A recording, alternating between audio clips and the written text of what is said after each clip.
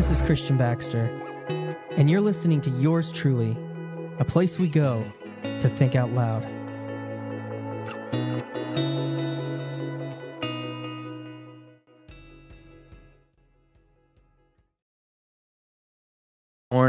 Good morning, fine people of this corner of the internet. How's everyone doing today? Audio working, sound check, making sure that this is gonna roll. Merry Christmas tide to all the high churchers out there. The 12 days of Christmas have begun. Audio check, mic check. All good. Thank you, Chris. Moving on. So, Paul Vanderklay. I don't know. We've got Grim in the chat. We've got Chris Howard in the chat. If you're out there and you're on the YouTubes, drop a chat. Say hi. Make us all virtually less alone. I wanted to bring up Paul's metagelicalism, which is hard for me. I want to say meta-vangelicalism. And I'll talk about why here today on Yours Truly Live. Welcome to everyone out there. I guess I'll just go ahead and get into it. So Paul Vanderklay, PVK, Papa Paul, he is talking about this word metagelical.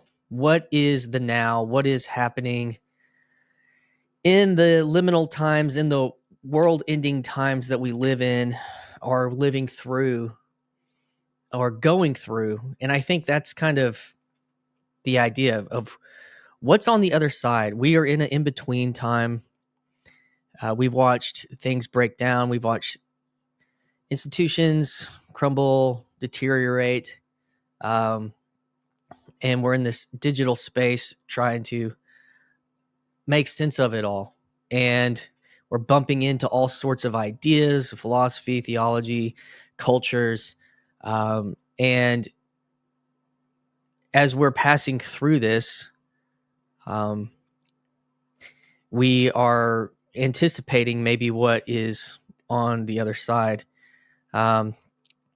So Paul, he's been a very prominent voice, obviously, in this corner, and relating to what was so interesting about the Jordan Peterson phenomenon as it has unfolded. And now, so he's talking to the director of Dallas Jenkins, the director of The Chosen. And I didn't know this. Paul brings it up in this video I have up highlighted, actually, that Dallas Jenkins was, I think it's Timothy B. Jenkins, who was an author for the Left Behind book series, which I read like all of 2. There's like 12 or 13 fictional novels, a take on the end times, a very dispensational fiction related to all of that. It was dramatic, and it was connected to these existential anxieties for a whole group, a whole culture of Christianity. And I would say that even helps define many people's theologies today about the end of the world related to Revelation. And it's interesting that his son is now directing The Chosen, this new popular, fiction, dramatized narrative of the Gospels with Jesus Christ. And you have Jordan Peterson starting off in Canada in this very secular modern space, giving lectures to, several thousand people about a psychological perspective on Genesis. And it's on this completely other end of the spectrum, coming out of modernity, coming out of postmodernism and hyper-rationalism. And that's where he's starting. And this is, to me, it's like the snake is almost eating his tail right here when we're coming and talking to evangelical entertainment. And I want to talk about why I think all this stuff goes together and is interesting. I like what Paul is doing here. And Paul, as a quasi-evangelical himself, myself included in that, have lived in doing ministry in that space and never really coming out of it, but always looking at what was taking place with the new atheism and into Peterson, and now into this, the meta crisis and the meaning crisis and cognitive psychology and symbolism and all these, the East and the West, all these things converging, coming together, and creating this soup here in the internet, here in the digital landscape, and what is happening and what is on the other side of that, and what are we going through? It is that, and that I think that's one of the, I want to look at this word even. So meta, the Greek word for meta, meta-modernism. Where's the meta? Nate Hiles' conversation with Brendan and Graham Dempsey, and Brendan made the rounds, the meta-modern rounds to the TLC. The Greek word for meta includes after, beside, with, among, beyond, adjacent, self, a later more highly organized or specialized form, situated behind or beyond, occurring later or in succession to. So I don't know what the acronym is, but Graham's comment, but yeah, we have meta, and then Paul's saying jedical. I'm saying meta-vangelical because the Greek word evangelion is where we get the word evangelical from, evangelism, which evangelion refers to the gospel in Christianity. Its direct translation is like good news, and so meta-vangelion is like beyond the news. E meaning like good, good, like the good meal, like the Eucharist. Evangelion, the good news. Well, we have beyond the good news, or adjacent to the good news, or the meta of the good news, beside, after. What is after the good news? And this is where Paul's conversation about with Dallas Jenkins, he talks about the relational ontology of evangelicalism, and I think that the ontology of evangelicalism is the message, not the relationship. It's the message about the relationship. So, people talk about the relationship, you have this thing, but then it's always like, we got to get more people to hear the message about, you've got to get more people to hear the message about the good news, more than really the relationship. And you see this played out in parts of like Mormonism's mission and Jehovah's Witness and door-to-door witnessing, which I did some of that when I was a teenager as a Baptist, and get more butts in the seats to hear the good news, and then they'll make the decision. But the thing is that they hear the message, and then even Billy Graham is not, a stadium of 10,000 people isn't about the relationship, it's about the message. And so I think that we're moving past that into something more relational, actually. And so not returning to the relation, it was about the message of the personal relationship with God, less about the embodiment of the personal relationship with God. And so yeah, well, and Chris is talking about medical, but meta is the Greek word, meta modern, meta, the beyond, the adjacent to, the through. And so I don't know, that's how that hits me, because it's about the message. And even with what Dallas Jenkins or his dad were doing, it's like the goal is to get the message to the people about the relationship with God. but the relationship with God is secondary. What is that even like? And I think that's where the deconstruction actually has taken place, not knowing how to do that. And that brings me back to, a conversation that I had yesterday with a new friend in this corner. We had a offline conversation, and it was really awesome to talk with him. He's a psychoanalyst and a clinical psychologist.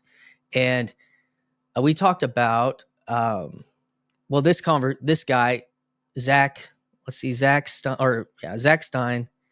And I guess he's talking about this book, First Principles and First Values, the cosmoerotic humanism and the meta crisis in the world to come. In that conversation, Zach's had a conversation with several people in the meta space to this corner. But one of his ideas is that we talked about in this conversation yesterday was the pre and post tragic, Zach Stein's First Principles and First Values. And maybe he co-authored this. I'm not sure the details of that, but, and that reminded me of, let me see if I can find it here. Yeah. I would love to participate, but I have to work my way to heaven. Yes. So this conversation I clipped earlier this year it's in my CBYT, a primer, like my beginning essays on this, my perspective on the space. And this is one of my later ones, where John Mark Comer's talking to Carrie Nieuwhof, who kind of does commentary and culture on evangelicalism. And I always think of John Mark Comer in the footsteps of Dallas Willard and Richard Foster as these kind of evangelical mystics about embodiment and practice. And he references a book that I can't recall, but he outlines these 6 steps in the spiritual journey that are somewhat universal, I guess you could say. And the first 3, basically evangelicalism, he's like Bible churches or whatever he says, they do a good job at the first 3. And it's like, okay, get the message, get the idea, get the belief. Now learn some stuff, like go a little deeper about learning the doctrine and how the church works, and then start doing something or leading or and that cycle. But it's what happens when you do all that and then things actually end up there. You end up facing tragedy, and you're like, well, I did the right things, God. And this idea of the pre and post tragic that Zach Stein references is what happens. You're in this kind of innocent, childlike faith of the beginning and the joy and the euphoria, and then calamity happens even after you are in this good thing. And I know from my experience and from other people that have deconstructed out sometimes, or there's a spiritual bypass that just takes place of like, well, God's going to work it out, and you don't have it as bad as so-and-so, and there isn't actually something tangible to deal with or to sit with or to, and we just gotta, God's so good and we gotta get that message out, and so we actually can't talk about the suffering. And so it's really interesting because then you go to the old traditions in the church, like Catholicism or Orthodoxy, and you get these images of the crucifix, and it's like, oh, here's an answer. Here's a conversation. Here's a meditation on the tragedy. And if you're talking about the good news, it gets conflated into like that there is no bad news. Or the good, after you believe the good news, there's no bad news because you're saved from hell. So I think like you have this, the church doesn't know what to do very well. The evangelical modern church doesn't know what to do very well with the post tragedy. And I think whether that's a form of deconstruction, a personal failure, somebody else failing you, a pastor failing you, where is God? I think that this is where my conversations with like Cadell Last from Philosophy Portal that I had, which was called Christian Atheism and at the End of Protestantism, and that he's talking about a dialogue that atheism needs to have with Christianity, and you kind of get this this meme. There's a meme out there. Jordan Peterson, someone like asking Jordan Peterson, where did this Nietzschean and Jungian character come from? And the conversation between, well, what happens on the other side of the death of God? What happens on the other side of tragedy? What happens on the other side of your death of God, or your personal death, or your spiritual death?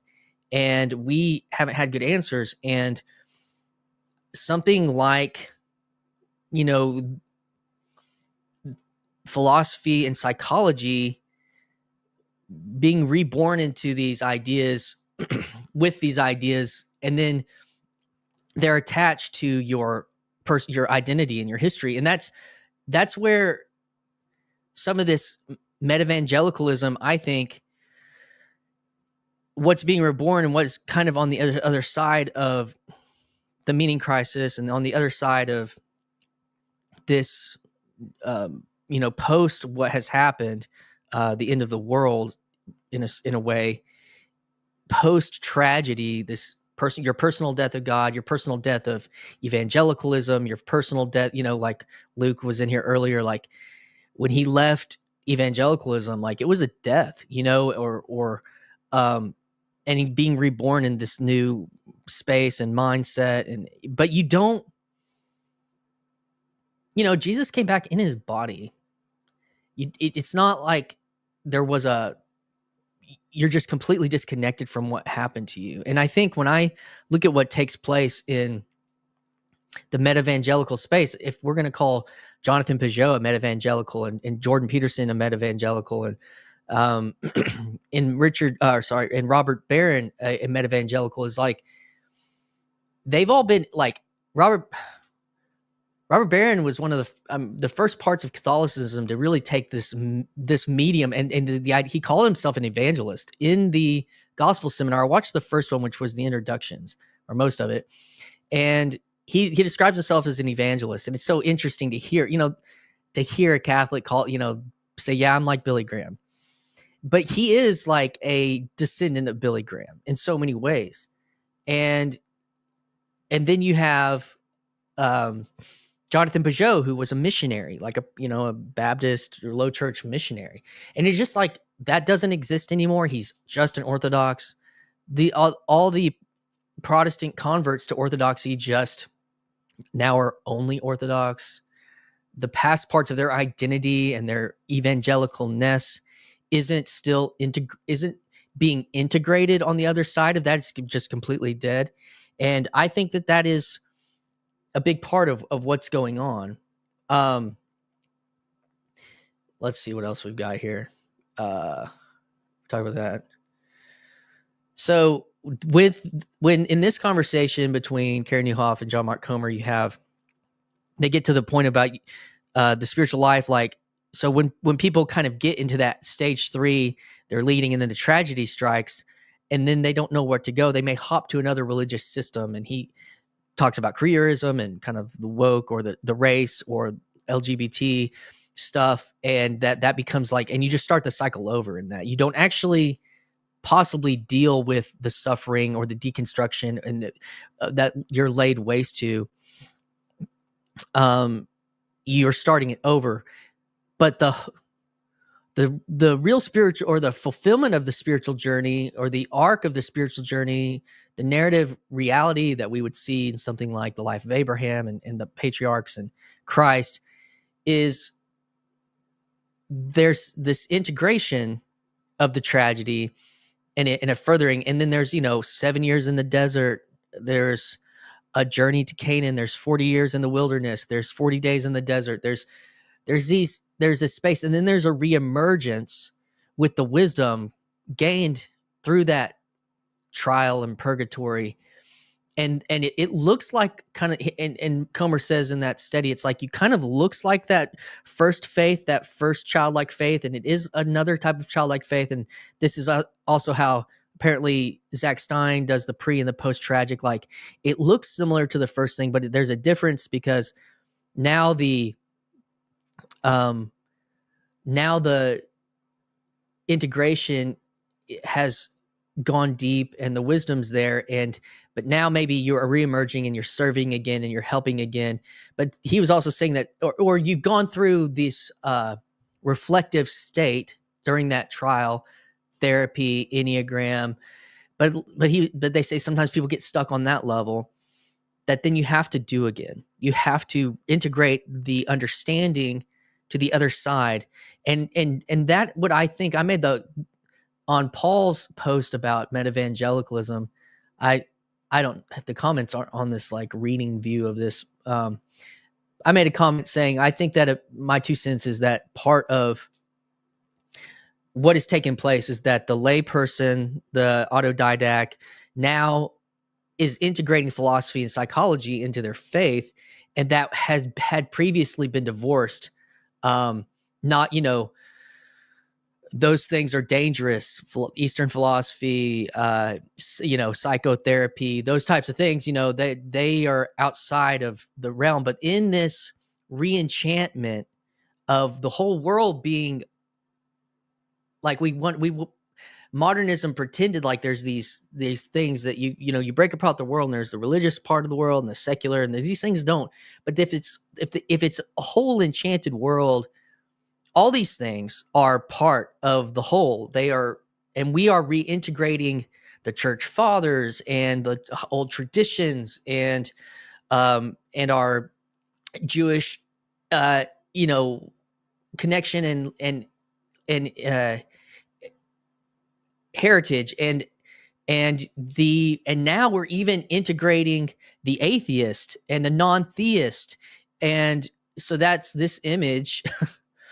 They know what they're doing. They're not dumb. But, over here you've got the non-theist, and then you've got a author, creative, comic guy, and then you've got Cambridge educated guys over here. And then you've got a creative Orthodox, and you've got a Catholic evangelist, and you have an Old Testament writer and influencer, Jewish influence, and here you have this guy in the crux, and on either side you have the East and the West.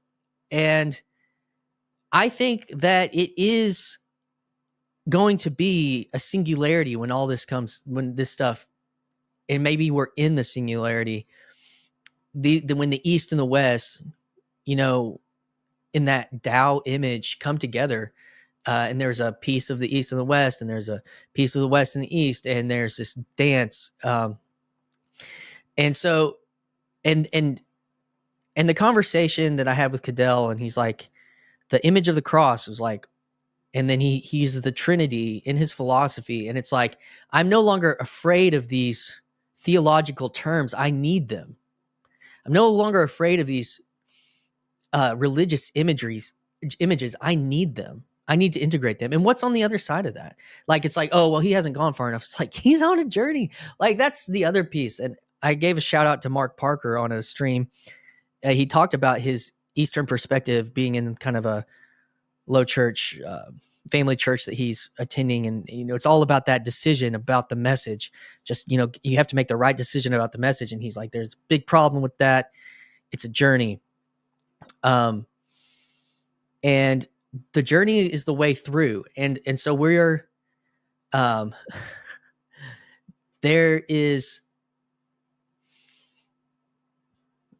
journey is the way through. And I'm going to get to some comments here. I'm trying to see what my notes, I've talked a lot, haven't even looked at my notes that much.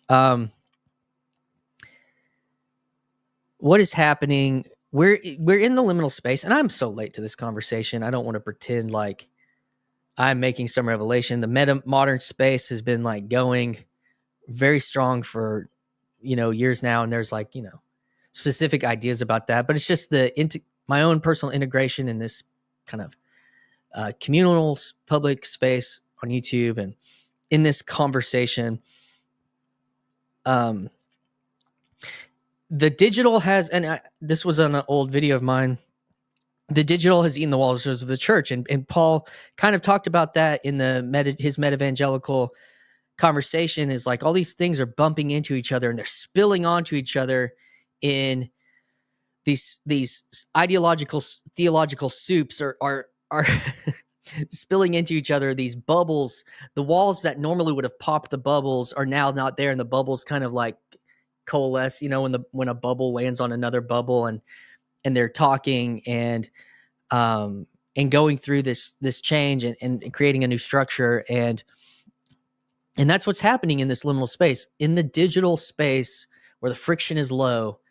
And I have conversations with non-theist, atheist, metamodern, Orthodox, Catholic, Protestants, and they are reaching for similar tools to move through this space. And I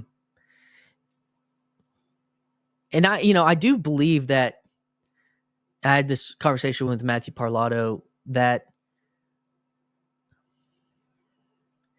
to only think that you have to get beyond the religio to a new perennial religio, I think that's short-sighted or something. But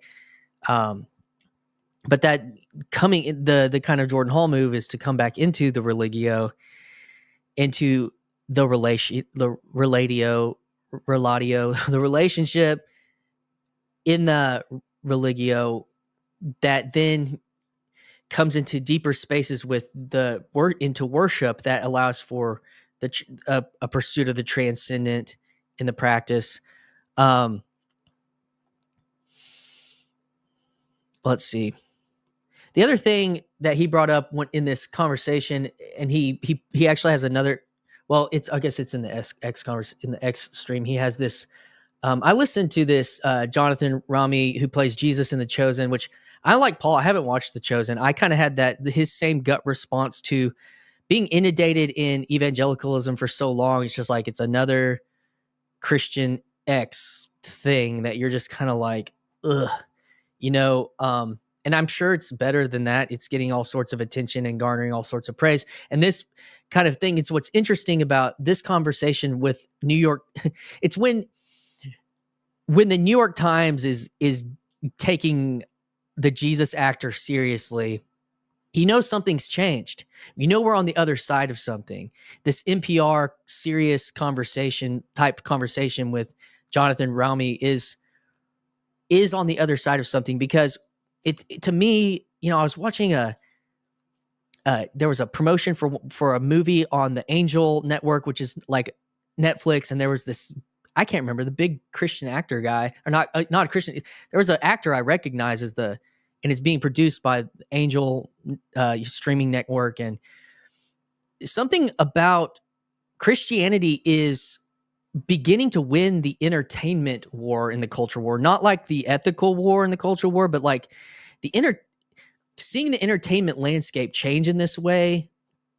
There's like this little drummer boy in the movie theaters over Christmas, The Chosen, and there's these Christian movies are getting, and then part of it's a money game, because there's this massive hunger for the wholesomeness in the debased culture that now Hollywood's like, oh, there's money there. Well, let's make some wholesome stuff, but I don't know. That landscape's changed. And what do we do with that? Because it made me think about when the religious right got political power in the 80s, but they didn't gain like cultural power. That was me living through like Christian subculture had like no power in the masses. But now, like, you're seeing like Christianity have power in the entertainment culture.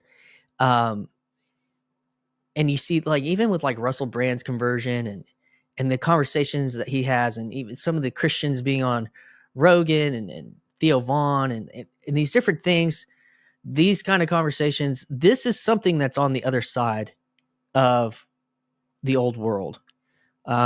If you've been in the old world.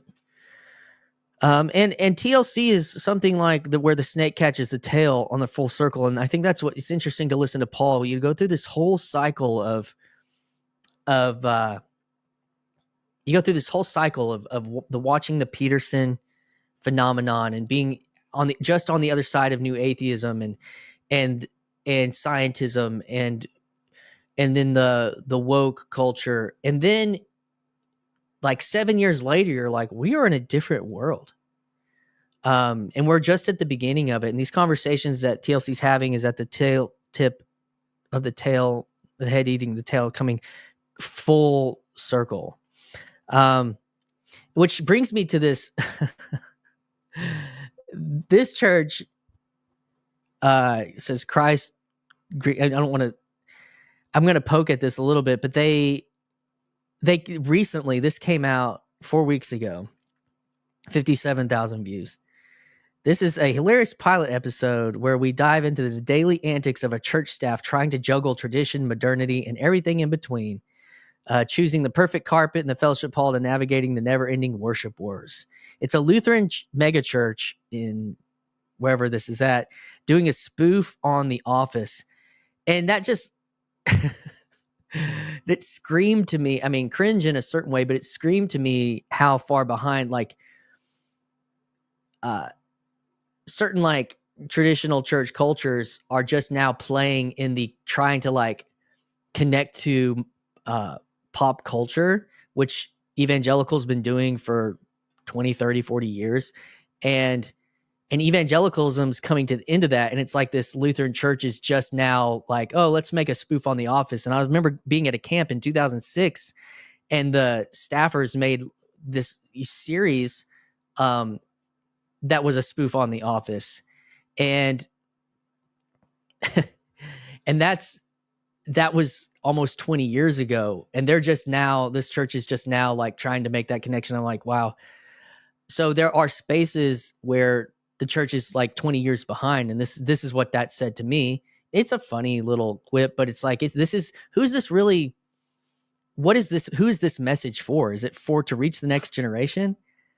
No, it's like for the people in the subculture of the church. Like, and it's not, parents watch The Office, not young people. 40-year-olds watch The Office still, serial Office episodes. So that was very interesting to me.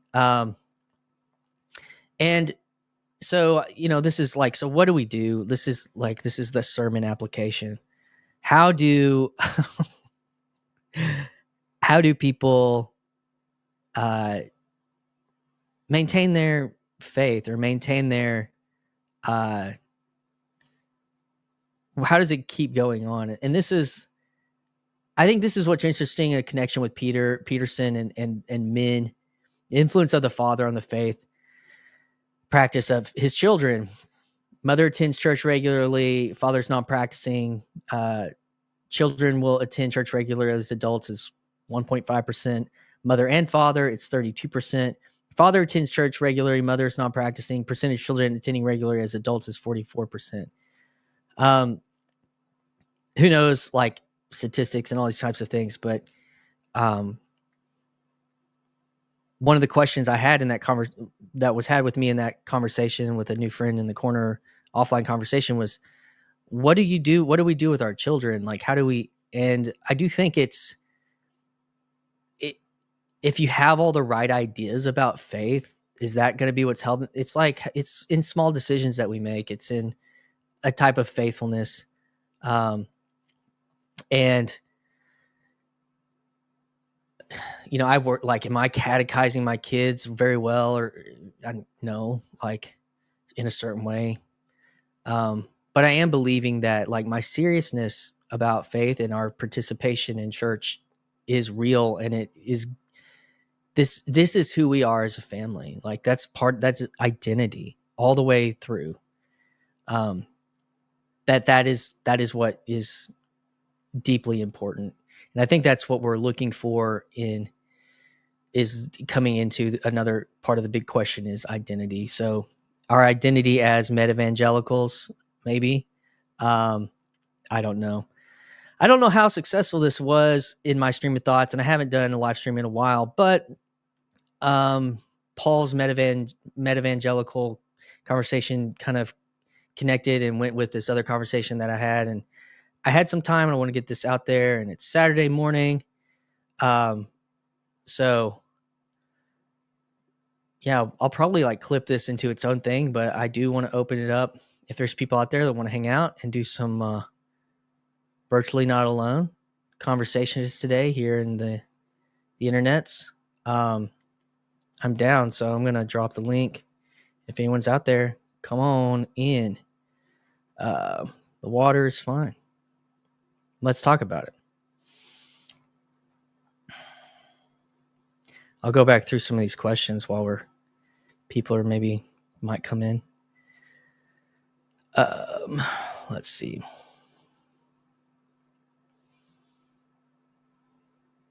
Let's see here. Yeah. Questions or comments that were in here that I missed. Let's see. Grim said, you got to leave the Leon because of Voltron. Working in Evangelion would trigger the mimetic pull of the anime. Evangelion. Leon. Grim knows the mimetics. And then Chris Howard, I'm not thrilled about the name. Met and Cal jump in my brain to medical. Yeah, so meta-evangelical will reap the evangelicalness of the meme, maybe stronger. Would love to participate, but I have to work my way to heaven. I guess that's related to maybe Paul's conversation. Maybe Luke is going to a feast or church service for Christmas. The gestalt spirituality, a blend of parts that make the whole. Yeah, it's continuing to come. A coalescence of relations, Matthew Parlato, connections is reality and all the things. The gestalt of this coalescence has for nearly all time been known as spirit. So what is the spirit of the age? And that was something Paul said he's trying to capture in this idea. Let's see. OHM. I think they misunderstood Jung when he went back to his Christian faith. He did not mean to ignore the insights from the East, like Irish Christian faith that found a path within the differences. The Irish Christian faith, like relating to maybe forms of paganism. I don't know if that's what he's talking about, but in truth, Jung sought synthesis, a broader, deeper framework that allowed diverse traditions to speak to the shared human psyche. Yeah. Lucas, in reference to the picture of Peterson in the middle of that whole crew. It's his show. He's the one working for Daily Wire, I guess. But when I look at that, I see somebody surrounded by hopefully wisdom, hopefully, I hope that's the case, not just like it's pointing to him or that he's the Christ. I do think he has his own archetype related to a hero, but the journey is the way through. That's Virgil to Dante to the Inferno. Agreed. Chad, the girl dad. This kind of reminds me of John the Baptist sending someone to ask Jesus, who do you say you are? A minor reconstruction, deconstruction, biblical moment. Yep. Some more from the almighty OHM. J. Krishnamurti said religion fails when they provide the belief rather than the framework to discover one's own belief. And I think that was another point I think I missed, but that the older traditions provide an incredibly strong framework, but made it difficult for the faith to get to the personal. And then on the hyper end of the antithesis to the thesis of the structure of liturgy or the Eucharist is this hyper personalization of the faith with the personal relationship that Paul's speaking of. And then in that, it became more about getting the people the message to get that was more primary than, because it became then about this kind of I've got the good news and I'm going to, do something about it. And then, so that was a part of like the end point of this Protestantism. And then at the end of that, like we are in a type of a thesis state where you have the hyperstructure and the hyperpersonal, and you have all, when the hyperpersonals are now going back into that hyperstructure, that's making those structures meta. When you have the Pageaus and the Luke Tomlinsons and going back into these spaces, or the people that are in these spaces being influenced by Protestantism in that way, now you have like a meta structure that's beyond what it was by itself for so many years. When you have the lay people that have just as much access in so many ways. What's up, Tayo? Yo, yo, How you doing, man? I'm doing good, brother. How are you doing? I'm doing well. How's the UK? Cold, windy, and raining. But God is good. So, man, what'd you pop on just to keep me from being I lonely? jumped on because this term meta-vengelical, that thing there in the title, I've seen it pop up a few times, starting from PVK's Twitter. And I'm with Fleabus. I don't quite know what he's trying to get at, and I didn't have the patience to start your stream from the beginning, so I thought I'll jump on and just ask you in person what you think it is. Sure. Yeah, that was the first part of the stream, but I'll kind of recapitulate, I guess, a little bit. Like, meta is the way through, and it's beyond. Like, we've existed in this liminal space, and now I think it's something along the lines of antithesis, thesis, or thesis, antithesis, synthesis. Is when all these things are coming together on the other side of partially because evangelicalism has had probably the most, at least in a certain way, like they've had the most cultural power in a certain way in the West until recently. And so what's on the other side of that? Like what's beyond that? And because you have evangelicals in certain ways, like that deconstructed, and they go back into these high traditions. And these high traditions now aren't just the high traditions. They're beyond that, because now you don't just lose that part of your identity. It doesn't just disappear when you make that change. Like as much as you might think it should, you carry so much of that with you. And I also think it's the integration of psychology and philosophy in the lay sense. This is just my thesis on it. I don't know all of Paul's, but he's saying that Peterson talking to an evangelical represents something beyond what Peterson represents and what evangelical represents. And you have this now I'm saying meta-evangelical, but he's saying metagelical. So anyways. Okay, so it sounds like just a new name to describe the post-Peterson pipeline phenomenon. Sure. I think Paul's he thinks that the word has yet to have been, what he said is there has yet to be a word that has captured the spirit of what's happening. And he's trying to name it, I guess, like, the big resistance to, what was it? The big resistance to, name the TLC, and it's like instead now, and that's all been resolved at some point. Now there's this, he's trying to name something. And I think I'll put my cards on the table. He's doing this conference with Kings North, or you'll probably go because it's who is it? Christ, the channel that's putting it on. More Christ is putting on that conference, and it's got like Kings North and Shaw and Vanderclay's going to be there. I think he's trying to put together like an idea about like his own thesis on what he's been about. That's something I think is in the back of his mind. He's trying to like play with something that he's going to present there. Okay, so is a part of this meta-evangelicalism? Is a part of it just Protestants being reacting to the author bro movement and saying, "No, you're not really author bro because you're still Protestant. You carry your Protestantism with you, so it's a new thing. It's not really orthodoxy." Is that a part of it? I've been saying that for a while. I mean, that's how I feel in a way, because you can't just like abandon.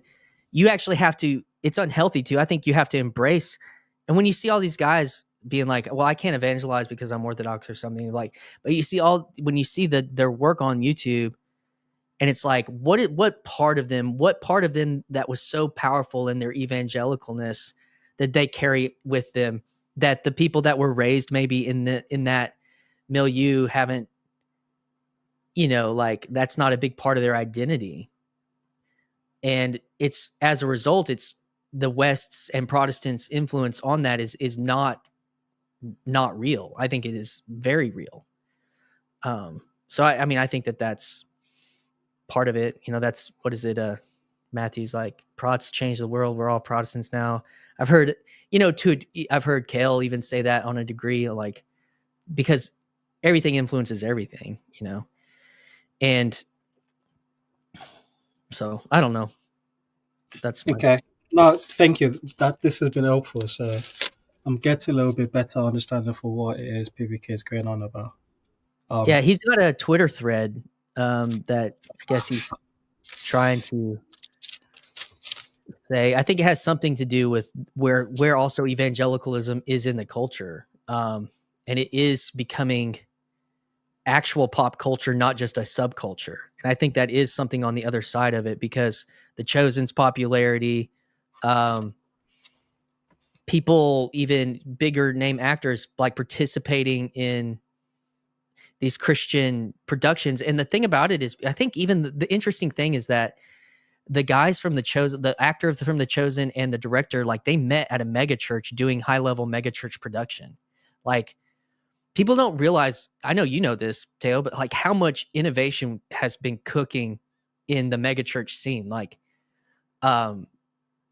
that some of the most like technically creative people have been like playing in that scene, and then doing things on shoestring budgets compared to Hollywood. It actually like creates which, someone might call a big budget at like a big mega church, not a shoestring budget, but maybe compared to a Hollywood budget, trying to innovate on the same level. And the digital is changing a lot of that too.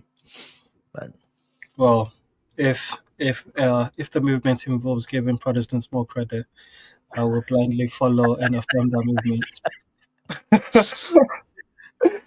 we get kicked a lot around these parts, so I'm not leaving Protestantism. It's I don't feel like I have to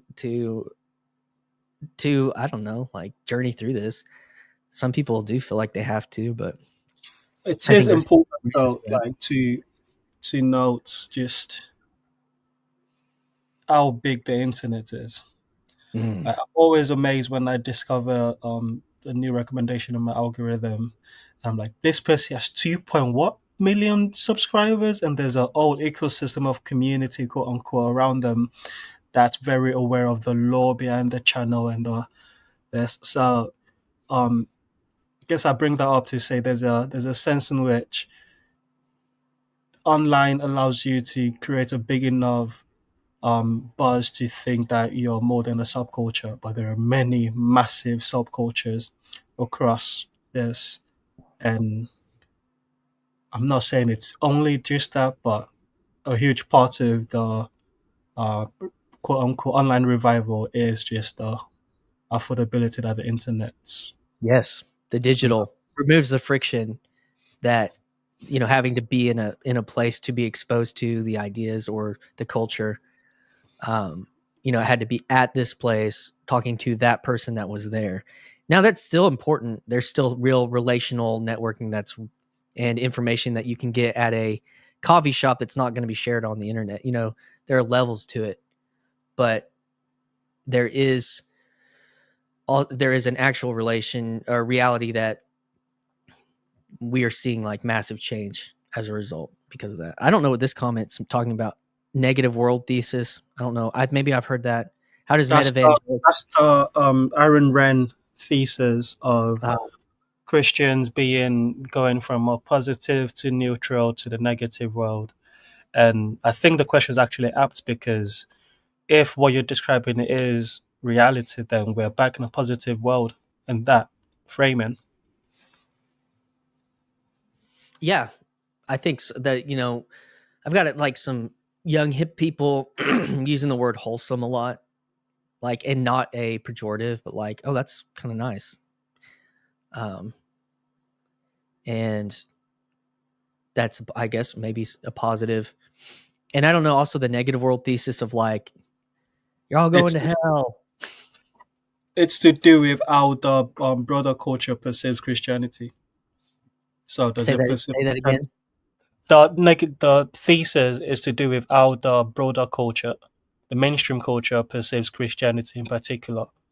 So I think the thesis was that during the Cold War years, it was a positive world because most people were nominally Christians, or at least see Christianity as a positive thing to be, even if they weren't Christian themselves. And then we moved into a neutral world where they just didn't really care, or moved into a negative world where Christianity is bigot and anti-gay, and therefore it must be destroyed. Alan, speaking of gays, how are you doing, bro? What the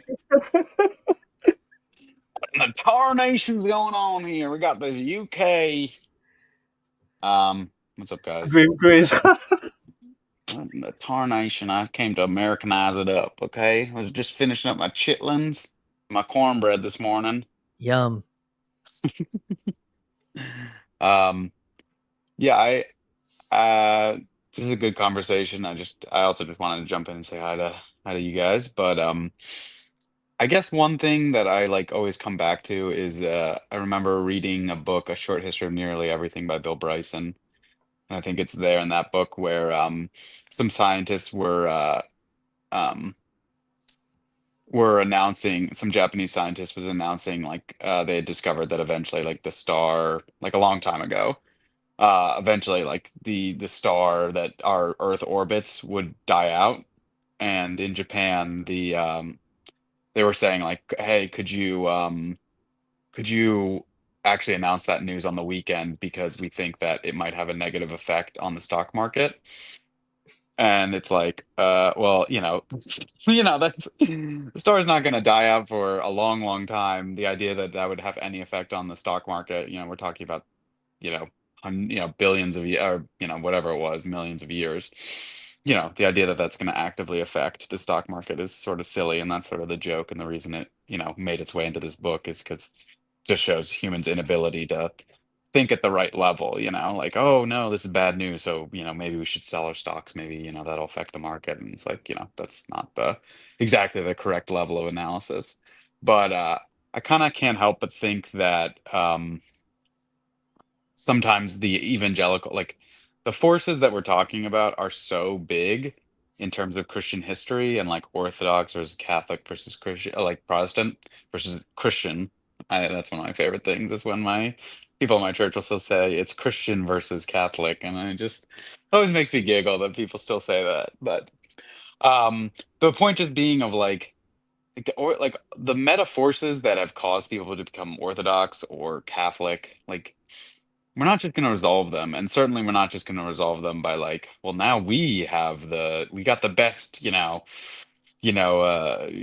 best director. We got Martin Scorsese to make a Christian film, and now we're going to win, and he's going to convert everybody. It's like even if we did have this massive influx of like, we woke up one day and everybody had converted to Christianity, it's like, well, then people just start deconverting. Eventually we just have the ebb and flow. Like there's just this much larger conversation that needs to happen. And I feel like this point scoring that we sometimes do is kind of like people selling their stocks because they hear that the sun's going to explode or whatever. It's like this is like a way bigger conversation about the very nature of faith, of like, like Orthodox is kind of designed to be a state church. And it's like the reason that they don't have to evangelize is because if you're by default a member of the church. And so like when the church is tied in with the government like that, it just changes the dynamic so much. And all these evangelical churches are basically ground up zero. They have zero power top down, so they're ground up, so they literally have to, by design, start by the roots. They have to go door to door. They have to do tent revivals. They need to make something exciting happen. They need to have like this big tent. And so, sometimes I think like we're like, oh, well, whose formula is going to win? Which racehorse is going to win? And it's like these factors are always going to be at play. The top down, like because you were born in Romania, you're part of the Romanian Orthodox Church, and this bottom up, yeah, I had a really amazing experience, and this thing happened to me, and it changed the way I view the world.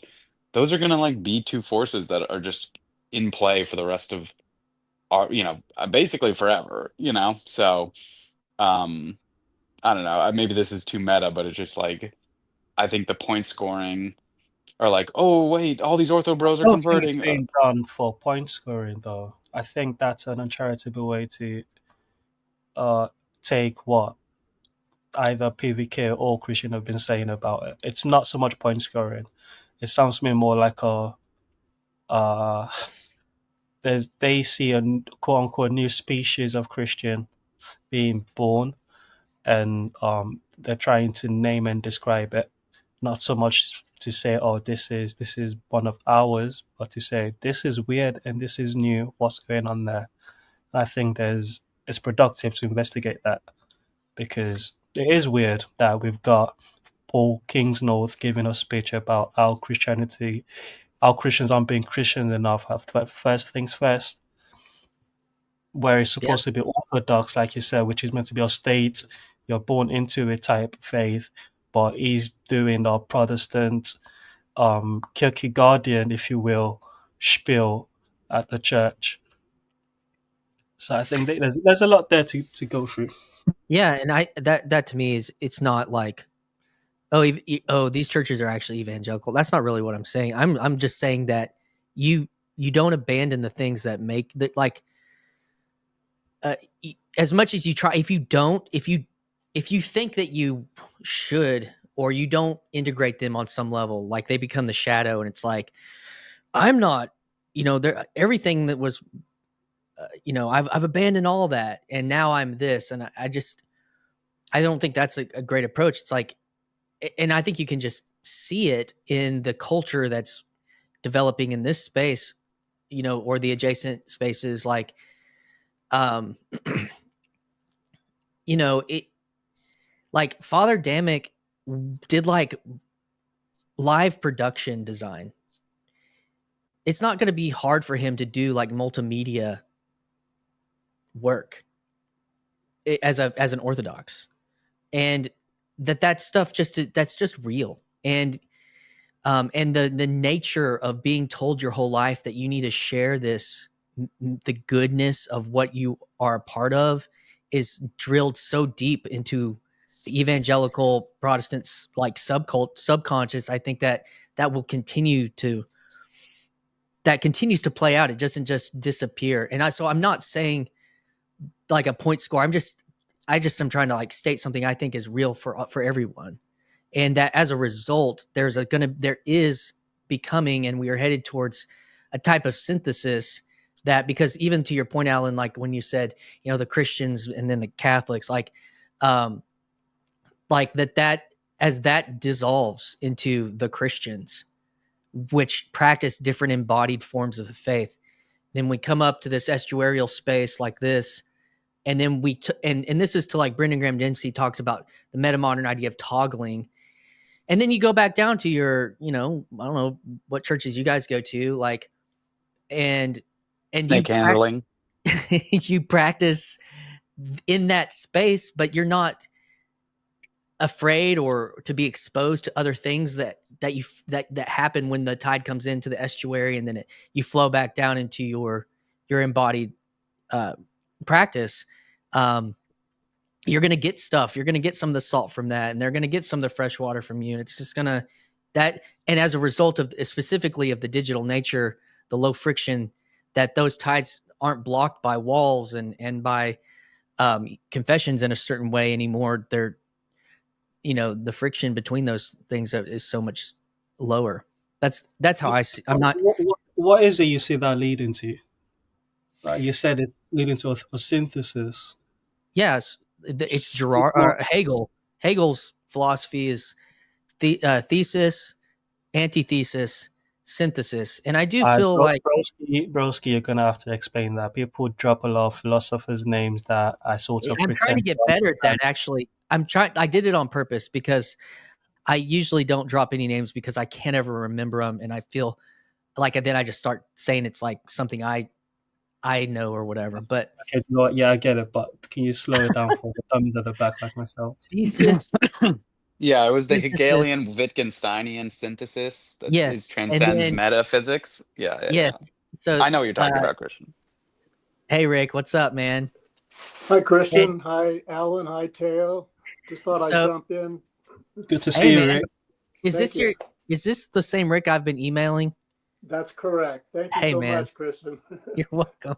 Helping Hey, me get dude. started with equipment. Cool. Yeah.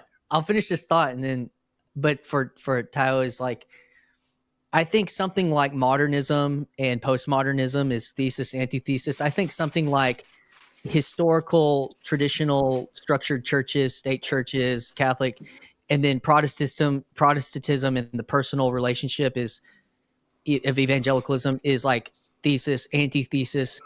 And both of those things are coming to a head right now in something new, I think, that is synthesis, not just like pro and against, but like integration.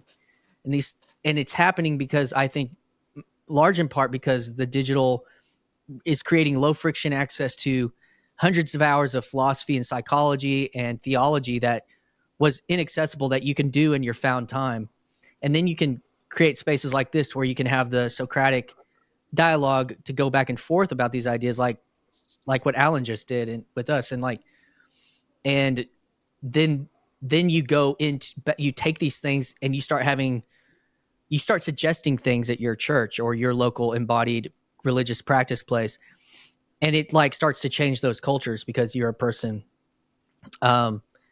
And so, yeah, Luke's saying, Hegel, antithesis, zeitgeist, Aquarius, Cenius, right? Yes, all the above. So, anyways, Rick, dude, have you been on live streams before? I came on Mark Parker's live stream for like 1 minute, and then I had so much echo, I had to get off. Then I figured out to use headphones, and I was on Mark's live stream about a week ago, and we talked a little bit about the journey, not just like one and done, but the path. And I really am, personally, I'm all about what you're talking about, moving toward the future, synthesis. And what that means to me is that we stay grounded in our faith. I go to church, but we open our hearts to all people, whatever their path is, and don't try to convince them that you have to be on my path. Just love them. To me, love is the bottom line. And I think the world, the planet is getting smaller and smaller because of the internet. We're talking to all kinds of people all over the place, and we have to learn how to live together. And that's it's really important. It's critical. So I'm a Hegelian. I'm a progressive. I'm a meta-modern. My church, my pastor, I'm so fortunate I finally found a church I can attend, a United Church of Christ. And our pastor embraces a historical critical method so that I don't have to believe that Luke actually wrote Luke or Mark wrote Mark. It's okay. I still get whatever message is there. And I think we're actually so fortunate to live in a time where we have access to academic research that can inform us what really was going on when Jesus was walking around in Galilee. So all these things point to me that we're moving toward a synthesis, and the whole Christian Catholic deal. I mean, that's hopefully that's dead and buried. I know it's not. And the whole, I think we're facing the whole literalist, what do you call it? Where you believe every word in the Bible is literally. That's why I like Hezi and his midrash. And I was surprised. I'm sorry, I'm going on a little bit, but I was surprised. I was surprised just the other day. I was listening to Jonathan Pajot, his Christmas special, where he described the icon. And as he was describing the icon, he was pointing out that the images were taken not from the Bible, but from the patristic fathers. And suddenly it dawned on me that the Orthodox are actually using the patristic fathers, Maximus and all the others I can't name right now. They're actually taking that as scripture. So that, that to me, that's really, that's good. It's like we don't have to be stuck in some little narrow place in our faith, in our walk with God. The Orthodox have opened it up. And anyway. It is interesting because some of that has to do, it's where tradition, is authoritative. And, but yet, there are other things that they're probably very more strict or fundamental or literal on, like patriarchy or something like that. And so, but what happens, and this is what I mean by the estuarial nature, is you and I probably share different politics, like you mentioned, and then but there's something that you like, oh, I agree on that that Christian life needs more emphasis on the journey, as opposed to like the once saved, always saved moment. Like this is all the existential, everything existential comes down to this moment of your life. And you have to keep holding on to that, until it, breaks. So I do think that that's interesting, and that that's a good example of being able to find ways into conversation with people that you probably do have tensions with, but that if you're having the right stance to hold the tension with that person, it allows for the right tone to come, the tonos of the string being, making a nice sound, even though there's tension there. So that's definitely one thing about the space and about the digital nature and about coming into conversations that are creating synthesis, because there's probably other things about Hezi being an Orthodox Jew that might bristle your progressive inclinations on certain, it's like, but what are we finding here? I think all that's interesting. Yeah.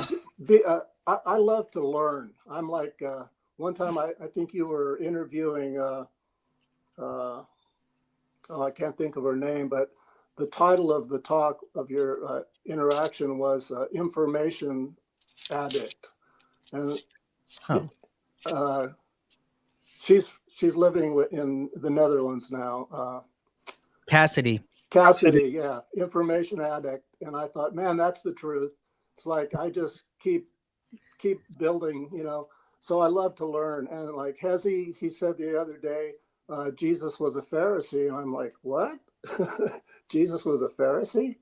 And so I looked that up, and, Jews kind of consider Jesus as a Pharisee because of his ability to teach, rabbi, just stuff like that. But what was I going to say? Oh, yeah. I found in my life, I've been a Christian since I was about 21, but sort of a very fringe Christian. And my take on it was I became much more interested in what Jesus taught, the path, the way, what he taught, than the story about Jesus that Paul preached. And, you know, I love Paul. I mean, if it weren't for Paul, we probably wouldn't be Christians. But I think there was a fork in the road there that kind of left something out. And so, Paul, the first Protestant. yeah. Can I just let me start with this. Rick, big fan of yours. I saw you on Mark streams both the times I've made an appearance, and it was hilarious watching you trying to figure out the things that Oh, thank you, Teo. And secondly, one of the coolest thing about being in this corner is finding learning the different routes people took to find their way to the foot of the cross. I'm always a fan of that. Thank you. Yet, this is sort of like my caution against this meta-vangelicalism thing, because I don't want to be a part of a movement where a whole bunch of fringe Christians found themselves online and start to call themselves the new Orthodox and try to frame themselves as the true Christianities. That we've done it, we've synthesized it. Paul and Peter and those guys, they gave you a good shot, but on YouTube, on a live streams, many thousands of years later, that's when we finally did it. That doesn't sound right to me. Yeah, go ahead, Christian. I was just gonna say, like, to me, it's just these things we spill into each other in this digital space that would likely not happen in our embodied habitats, where we are a little bit more guarded with our relationships. You know, like for instance, Rick talking about, I finally found a church like this United Church of Christ, which is on probably like one end of a spectrum within, you know, that in some ways is like probably a way as far as you could get from orthodoxy in a certain type of way. Yet coming onto the stream, like Taylor's talking about, I don't see this as the path forward. I think the path forward is just in our it's the new printing press, and what the effect of this has on the world is not, it's more of that than it is that this is the answer, that this is just the medium by which the world changes in our lives and in our embodied realities, that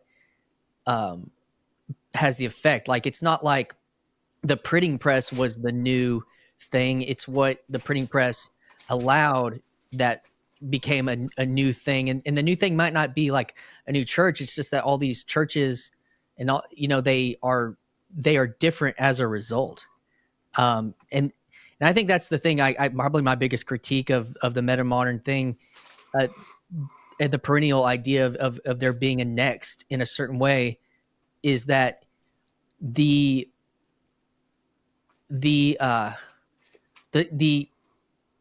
institutional structures that already exist have the ability to, to, I guess, reform. Like, I think that is and that, what is that Reformation? It is a type of, what is it? There was the Reformation and the Counter-Reformation, all these kinds of things. Is like, they're the effect of this medium on all of those places. Like, some of the places will become more progressive, some will become more conservative, some will become more modern, some will become more like, as a result of some will become more pre-modern, more ancient focus, and it's already happening. Like, when I watch the Catholic conference that's using like smoke and lights on the Eucharist that look like the Passion conferences of like 20 years ago, I'm like, well, there was an influence.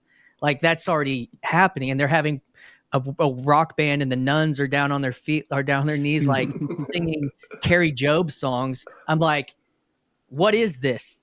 I think that to me is meta-vangelicalism, that Paul's like, that these integrations, and that you have maybe a Pentecostal church that decides to read a creed because the pastor's been influenced by history. You know, it's like, what is that? So I think that Yeah, something like digital democratization. Jason's saying here. Yeah.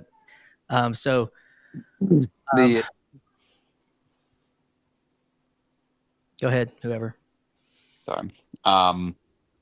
Yeah, I mean, I think that these sort of dialogues have always been going on, and you know, I don't know as much about the Orthodox Church, but certainly at the councils of the Catholic Church prior to the the Great Schism and then the Protestant Revolution. I think that now it's just that individuals play a much larger role in, and I think they always have to some degree, but now individuals are playing a much larger role of like, you know, this cardinal could have a dispute with this other cardinal, and they're going to have a council, and they have orders within Catholicism, and they have different, you know, they kind of mush the words around and be like, well, they have different focuses, and it's like, well, I wouldn't know. I don't know if you can fully say they have completely different teachings, but you know, you do have these dissenting opinions, and then different. They'll have commissions. They'll order a commission, and the commission will issue an opinion, and the opinion will be taken. You know, there's all this. You know, the Catholic Church does its best to seem unified and be like, oh, we're unified. We have one, you know, stance, and it's all codified. But you can see beneath the surface, there's a lot of these happening in a higher level structure, and now that's just being brought down to the individuals. Yeah. But I think that, which is, you know, I don't even want to say if it's good or bad. It just is what it is.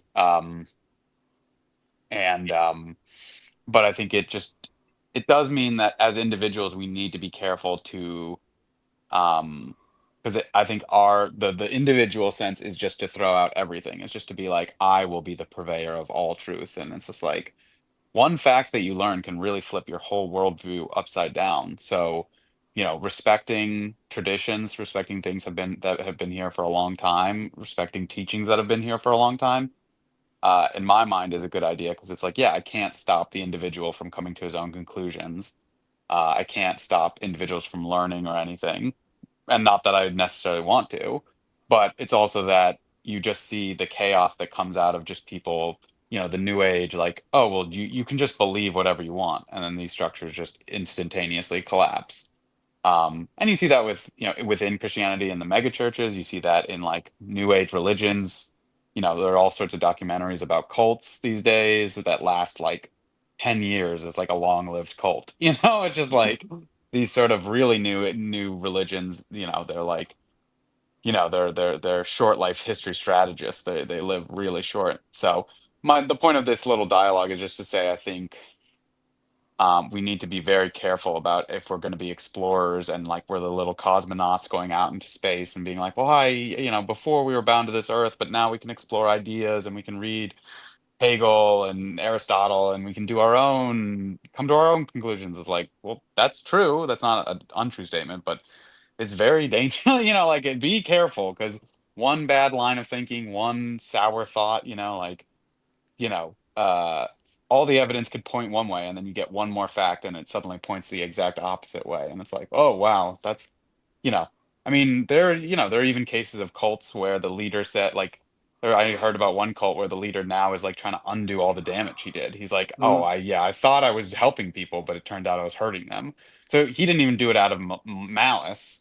He was doing it because he thought he was helping people, but then he eventually was like, oh wait, all my conclusions were wrong. I need to undo this. So the point of that rant is just to say, like, I think it's true that we need, you know, we're learners, we're all here because we like talking, thinking, you know, discussing, but having respect for the ideas that have come before us, having respect for the traditions to different degrees. Obviously, the Orthodox and like some Pentecostal evangelical are going to have different considerations, but it's very, you know, it's somewhat of a dangerous place to be like, oh, I will come to all my own conclusions. I will be the purveyor of all truths, you know? You know, I will read all the books and I will be the one who decides. It's like, that's good in some ways. It's like better. It's, you know, you can smash a lot of false idols, but you also can build up your own false idols. Christian, just I'm in line with what Alan has been saying, and like I said, I really enjoy learning the stories of how different paths people took to get to the cross. And your channel's been one where you know interview people, have those conversations. What sort of what are the things that push people in the conversations we've had so far, what patterns have you seen from what does the pushing into either going into a more progressive or more traditional? What's the worldview changing effect? And does it always involve being online and consuming online? I think some of it comes from people being in the academic space. Like,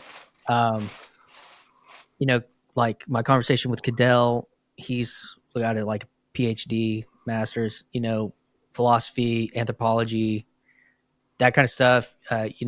Dempsey, very academic, Yale and whatnot. But then even, I think there is an element of the I'm going to have another conversation with Rigel that I bumped into on Luke's live stream a few weeks ago. We kind of did an impromptu rando. But he's a part of kind of a integral spirit theory space, and I do have I think Alan's encouragement of wisdom is important. I just happen to I think regardless of that, it's going to happen. So regardless of whether it's wise for people to venture into those spaces, it's a good admonition, but it's going to happen. And it has happened, and it's going to continue to happen. And regardless of what's going to happen, people are being more and more and more exposed to philosophy, and to theology, and to history, and to political theories. Like all these things, lay people are, while they drive and mow the lawn and nurse their kid, and they're getting so they have the ability, and are those who choose to tailor their algorithms towards those things, are getting a lay exposure to this stuff, and as a result, it does have to get like Alan's saying. So you have a new idea. Well, it's either going to have to be rejected or integrated, or you reject something else. And that's just what we're seeing isn't just people choosing to pick this and not pick that. Is well, what do I do with this? And that is now a question.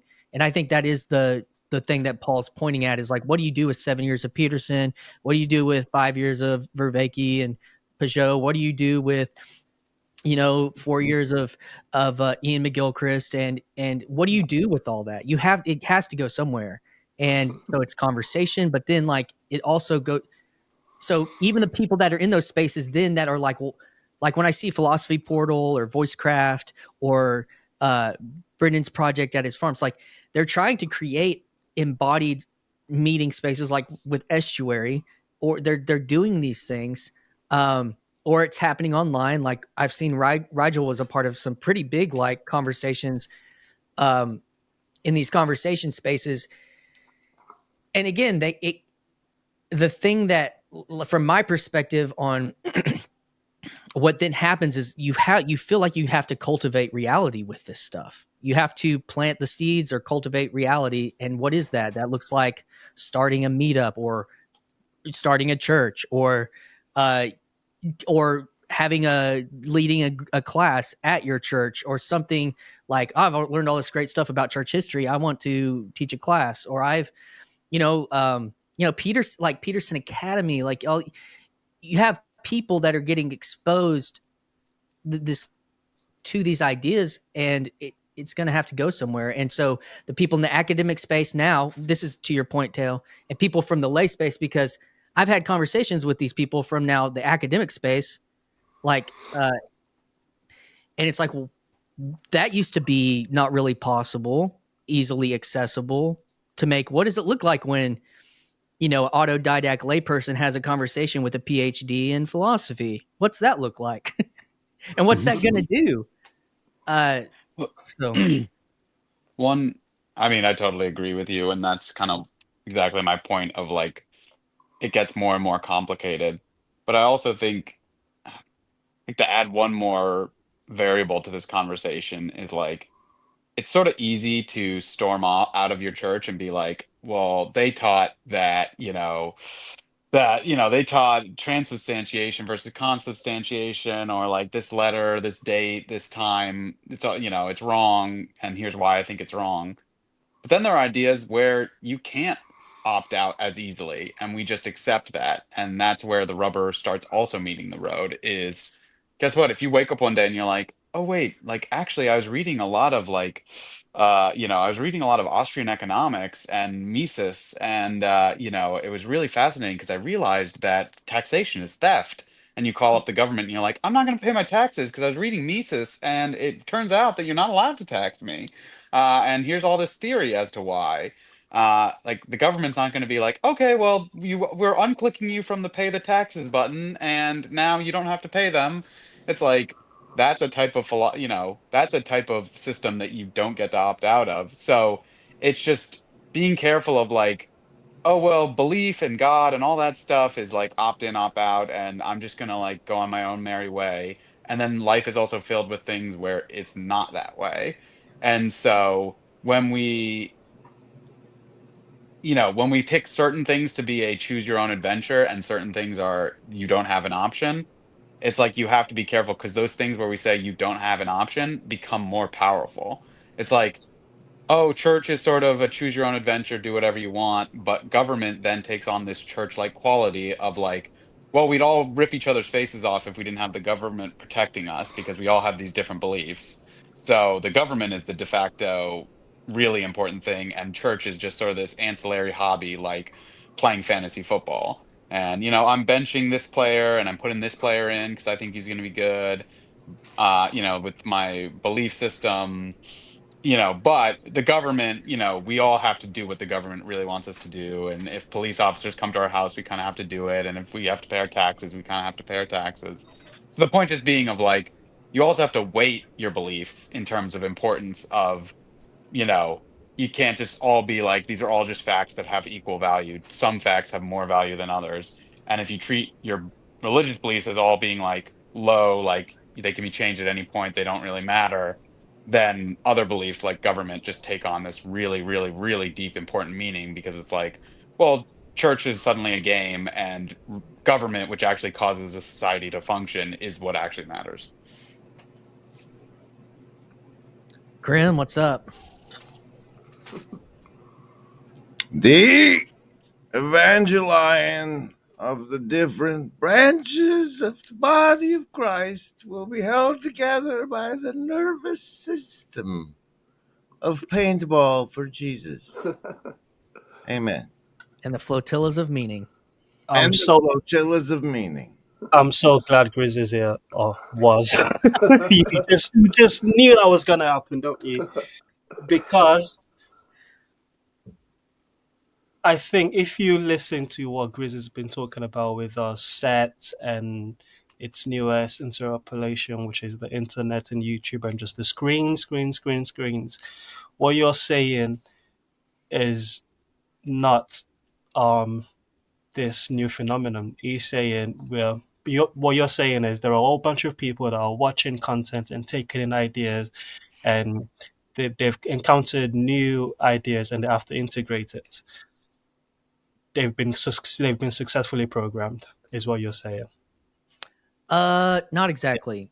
I think that the medium is different. Like unidirectional television is different than like the way that we can go now and be in television. Like that is different. But when Musk's "You Are the Media" now, like that's different. It's a different ball game. There is still like we're still shaped by it. There's still opportunities to be programmed by it. But this is very different. Being able to go into that matrix, and as a person that has been outside of it or whatever, I think that there's still mimetic power. There's still, audience capture. There's still info wars, Matthew Parlato. Thank you. There's still all these things, but there's you don't have to. You have a phone in your hand, and you can, like Alan right now, you can broadcast. It's just, I think there's something there. But The Rick, only you difference, go ahead. oh, sorry, Rick, go for it. We've sort I of was just colored gonna let him come. He's been soaking in all the stuff. Oh, thank you. Yeah, I just want to say to Teo that from watching you, I understand that you have a conservative position, and that's great. My bottom line is love and friendship. What a total blessing that we both know God and love God, and we love Jesus. That's, to me, that's the bottom line. And I agree with Alan that it's dangerous to go on a journey, and I've deconstructed twice. I'm 75. But what happened for me is when I saw things in fundamentalist Christianity, like this is the only way. If you are a Hindu or a Buddhist, you're going to hell. I'm like, no, wait a minute. I got to look into this. And I decided that's not true. So I can't attend a church that teaches that.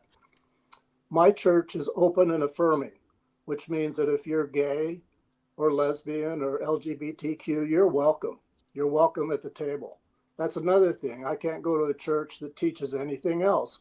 I look at the splits like Paul Vanderklay talks about, the split in his CRC over homosexuality.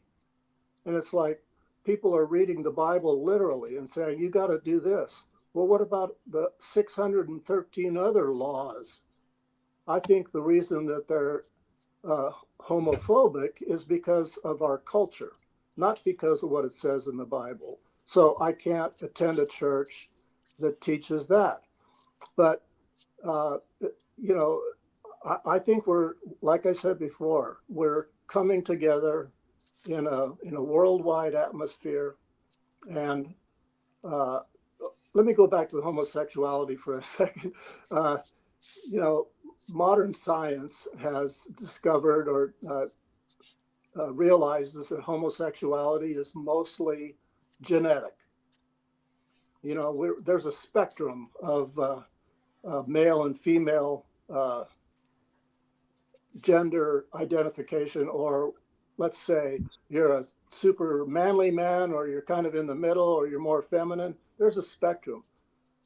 In the days that the scriptures were written, they didn't understand what homosexuality was. So now we have more information, and you're right.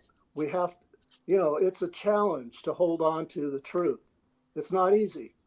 You have to keep, like, the truth will set you free. You have to keep, for me, I have to keep discovering more and more truth.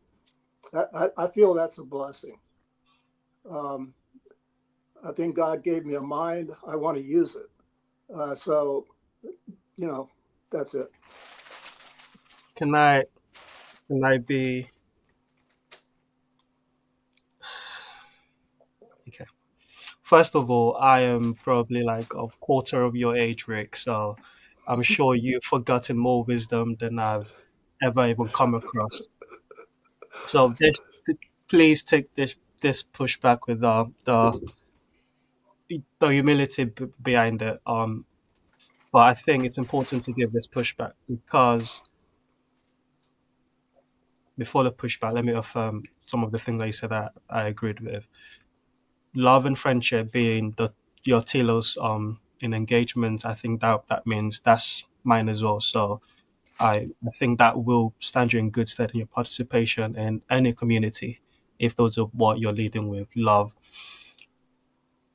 and friendship. And you also said I'm somewhat conservative, which is absolutely true.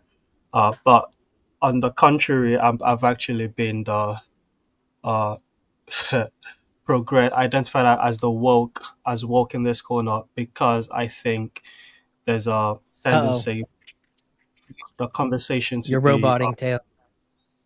oh He Not sounds good on my end. sounds Okay, good maybe from my I'm end. roboting. okay. Am I still good, guys? Alan and Rick? Yeah. Lovely. Yeah. Keep So the woke. my woke and that's Is he still because going, of Alan? Yeah. Wait, let's Sorry, I Christian. think you're roboting. Your connection's struggling. Your faith is weak. You're like Peter in the water. You look good to me, Christian. Yeah, your connection is good with me. I don't know why you and Tayo have a problem. It's because he's in the UK. Yeah. Very, Christian, very I'm about prejudicial connection. Keep going, Teo. Sorry. Okay, there's no problem. Oh, no. We cut a long story, make a long story less long. I don't want the.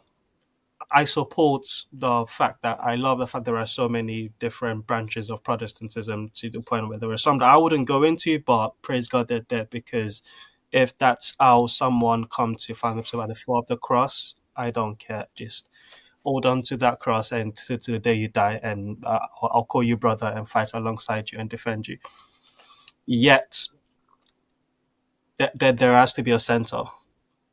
There has to be a center that we say identify as the center, i.e., orthodoxy, i.e., propositions, i.e., the creed, i.e., the confessionalism. Those things we have to always see as the center. And if I'm identifying myself as woke, I'm identifying myself as outside of that center. It's not because I want to change the center to become what I think the center should be. Is because I have the conviction, like you said, to be able to affirm all of the things in this confession things. Yes, that's a fair position to have, but that does not give me, as someone in that position, the right to say, do away with the center and let me rewrite it the way I think it should be written. For example, if I'm uncomfortable with the fact that Orthodox Christians teaches that homosexuality is a sin that will lead you into eternal. What's the phrase Luke doesn't like? Conscious torment. That's the one, which I don't know where that came from, but sure, if that's the Orthodox position, I don't think it behooves anyone, because of any information they found online or offline, to come and say, no, actually, I have found it. I have decoded the Bible. And actually, if you read this chapter in 7, and then you check that with a book from thing, and this old saint said this, blah, blah, blah, I go, let's change what's been orthodox for thousands of years.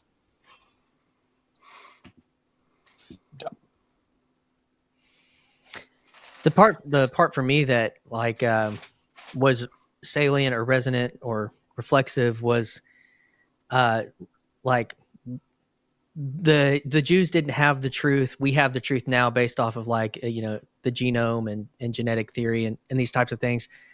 For me, those they're like facts, like conflating facts with truth for me is part of the epistemic problem that I experienced inside of fundamentalism, because it was like, well, I've got to have the right facts about how the earth was created in a certain time. And then the other side is like, no, I have the right facts about evolution. And it's having the right set of facts is what defines having the truth. And for me, that all broke down because having whatever I thought were the right set of facts didn't help me be a truthful person, to be a person of truth, to have truth be part of my being. And so when I think about something like, and I think you mentioned this with like somebody in the comments about the way, the truth, and the life, like what's more important to me is not like being true, like this idea of like, well, be true to yourself. It is more like this Petersonian ethic of, do you tell the truth? And not just like, this is my truth, but like actually telling the truth about things that make you feel like your life is out of congruence with being an integrated person.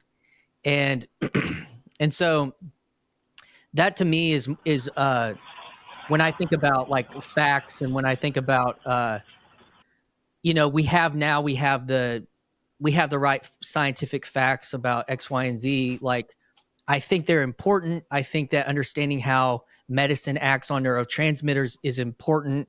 I administer those drugs daily at work, but like, but then like being like deeper than that is something about being a person that tells the truth. And that was a part of me that I had a large struggle with about in a certain area of my life. And it caused a failure, not necessarily a deconstruction of faith, but like a deconstruction of my world.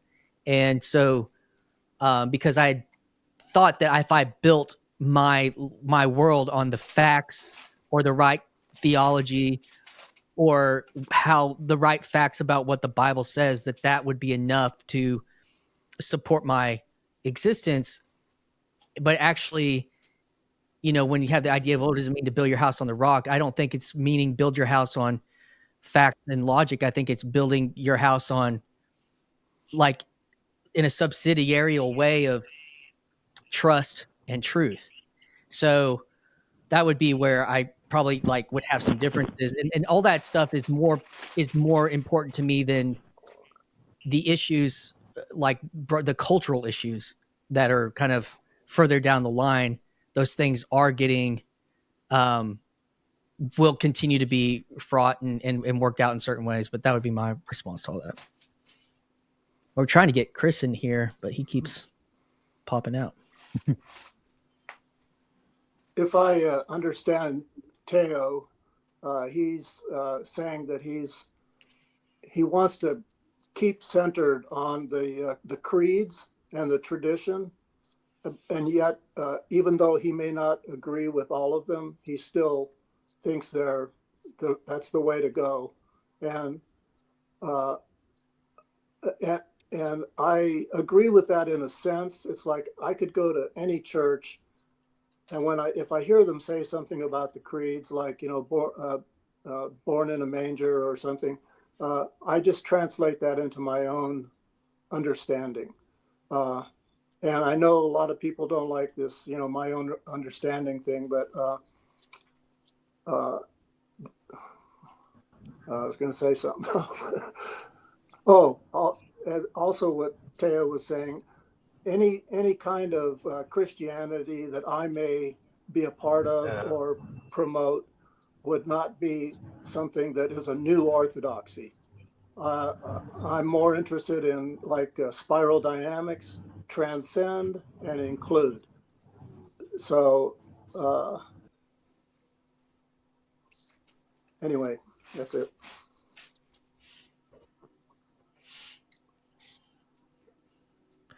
I can't. Chris keeps trying to come in here. I don't know what his keeps falling off. I don't know.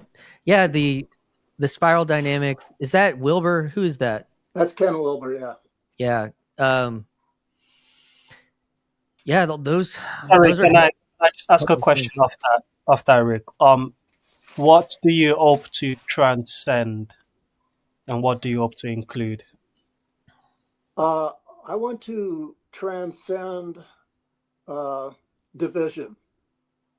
I think a lot of Christianity over the years has created division, and I'd like to see that transcended. And like 30, 40 years ago, 20 years ago, I would talk to Christians of a certain flavor, and they would tell me, you know, this is what they believed, and I would ask them, well, you're a Methodist or a Lutheran. Do you know who started the Methodist Church? What is it you really believe? Do you know what you believe? And a lot of times they didn't. So they haven't done the historical research to find out why there's different churches. Why aren't you a Catholic?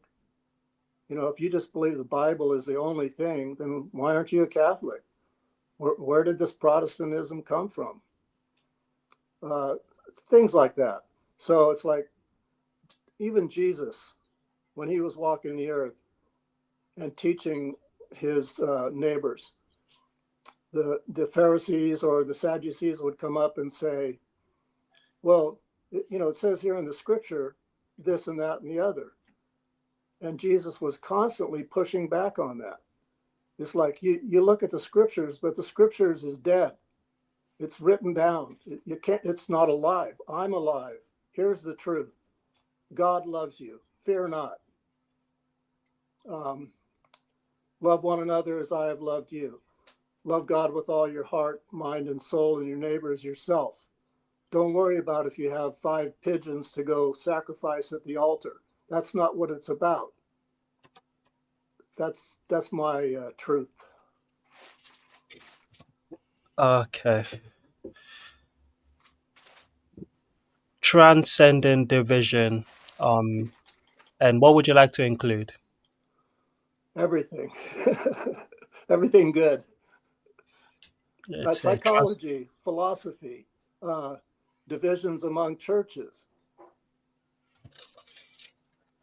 Include the New Age people. They're trying the best they can. They're on a journey.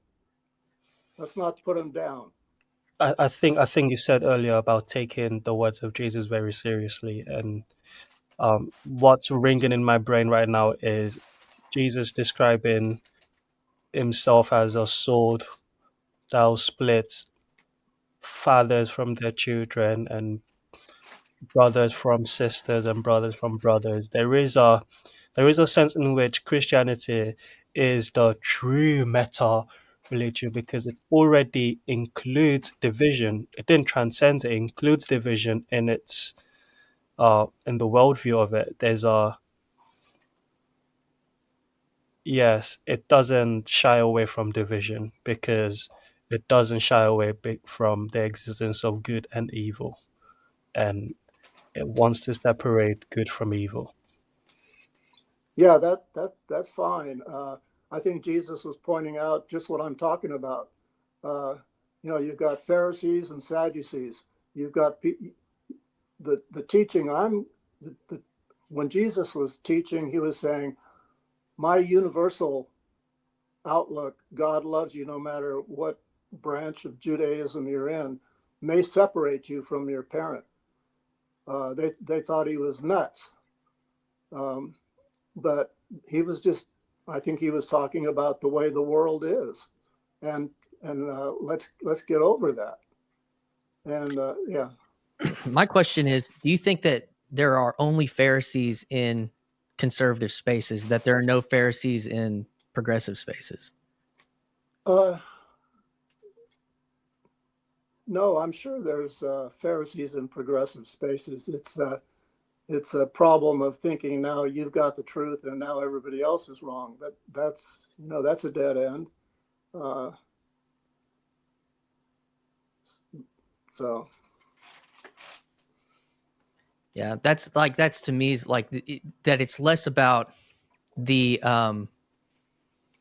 the people that believe, those rubes that believe in a literal Bible, that there's a posture in which that is just as pharisaical as when they're doing their best, and they don't, maybe there are certain levels of curiosity that they'll never reach, but this has been something that's carried them throughout their faith. And they may have a prescription of certain theological ideas about sin that would be offensive to the progressive sensibility, and yet that's that person, like, who's your neighbor, could it be like in the world, kind of in the post or the woke world or whatever, that the Samaritan is the MAGA person that paid for the gay person's hospital bill, that may go to a church that doesn't preach that is that's okay. And so I think that's what I would say, that there's a spirit that doesn't that isn't just owned. The Pharisaical spirit isn't just owned by one side of the pole of the politic, and that is actually a kind of, I agree with you in the saying that like desiring that there's something that transcends that pole, that creates something of a harmony, or something of a tone that is more beautiful, that is more good. But that is, I think that it's still complicated, and in that way, because those like, just to say, well, science has discovered, therefore your interpretation is bunk, comes with its own set of baggage, because those institutions don't, even generationally, like, don't hold water for certain people that don't trust the science, the institution of the science, and that's not all of those, like, the people that have lost that trust. That's not all their fault. And so I think those things aren't, that the enlightened, like, if everyone would just read this scientific article, then we will have an enlightened church. Like, I don't think that that's going to be the, not going to help everybody, I guess you could say. I don't know. Yeah, I agree. The danger in, let's say, intellectualism is to, like you say, is to, it'd be easy to look down on people that aren't pursuing knowledge. And I always have to guard against that. I think there's a general anti-intellectualism in our culture. It's like, don't trust the academics, don't trust science. But I affirm science, not scientism, but science. Science is helping us have this conversation. Science is, in the medical field, has made a lot of improvements in our lives. So I totally embrace science. Science is a method of discovering God's body, what we're living in, nature, physics. So I totally embrace science, and especially evolution.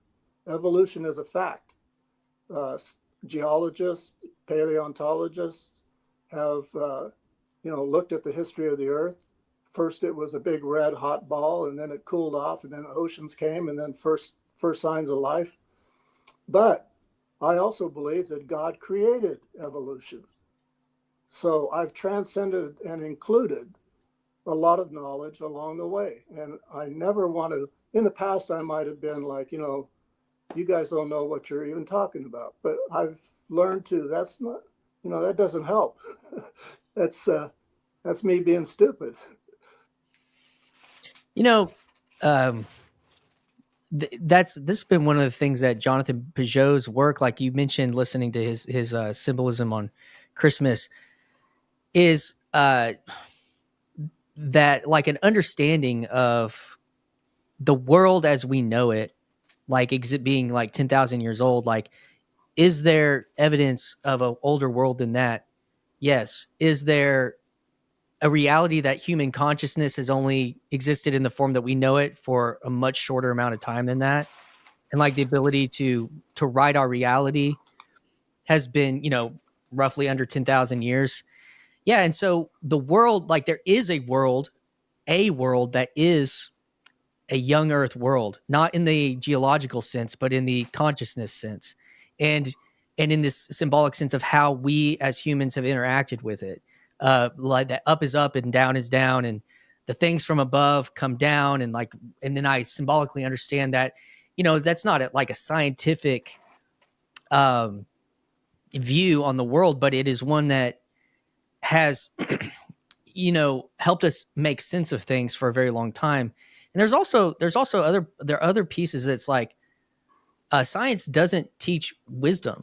It might reveal a structure of something, and we name that structure, but what we do with that structure is something that that's not in the business of it. But I think that has tried to move into the business of, like, that the priestly class in a certain way has been our scientists culturally. And the other part of it is, like, like, when I went back into, an applied science field about 6 years ago, in nursing, like, I take everything that science creates, in the lab and in theory that gets applied to medicine. Like, I'm the point of contact for that application. And what I see the perspective, like, when I, the other piece about like what's the difference between science, big quote unquote science, and technology, and like what is that relationship is also different. Hey, see you, Tail. And the question of like why I trust this institution, some Alan brought up, Austrian economics, like the economic realities of what that how that impacts the motive and the telos of science is something that I also think it, when we say that this has given us this and why, look at what all the good, and there's big political controversy right now about all of that, because it's easy to think that science is this blind, it's like the blind justice. It only follows the scientific method. It does not follow profit. I don't see it like that. And I think that that it has, when I work in cardiovascular medicine, like I'm not in medicine, but the cardiovascular specialties, open heart surgery, cath lab, like all that kind of stuff is my everyday at the office. And when I think about what is the motive to actually heal people, like if the science is true, is the science being applied towards technologies to help people just to help fix problems that could be prevented? Yeah, I think that the science is less concerned about the preventative, because the preventative is not have a profit attached to it. It actually decreases profit. And so when I look at that to me says science has I don't look at it as this disembodied, like, blind justice, blind, I just follow the scientific method, and if whatever the conclusions are, they then are the answer because I can trust it because of that. I look at it, like as a human institution that's got its own flaws and its own form of, like when I talked about truth earlier, like the congruency of being in line with truth, that medicine, whenever it's like moving, or science has been moves away from the truth towards profit or whatever these other things, I just don't I think that there are agendas everywhere, and that it's just not blind, and that would be my critique of making that like a benchmark for a certain type of enlightened reality, I guess. Hey, Peyton, welcome. You can go ahead. Thank you, Rick. I just want to say hi to my friend Peyton, and Alan's popped back on. Rick, if you wanted to say something else on that. Yeah, I just, these kind of discussions about science and religion would take a long time. I'm not saying that I'm a science. I don't believe science has all the answers here. I totally agree with you that science is really good at measuring things, quantities, measurements, like flying an airplane. It's perfect for that, getting to the moon. But science doesn't deal with value. That's the big thing with science. Like they create the atomic, learn how to split the atom, and then what do you do with it? Well, that's value. And so in my metaphysics, there's three legs to the stool: religion, science, and philosophy. And philosophy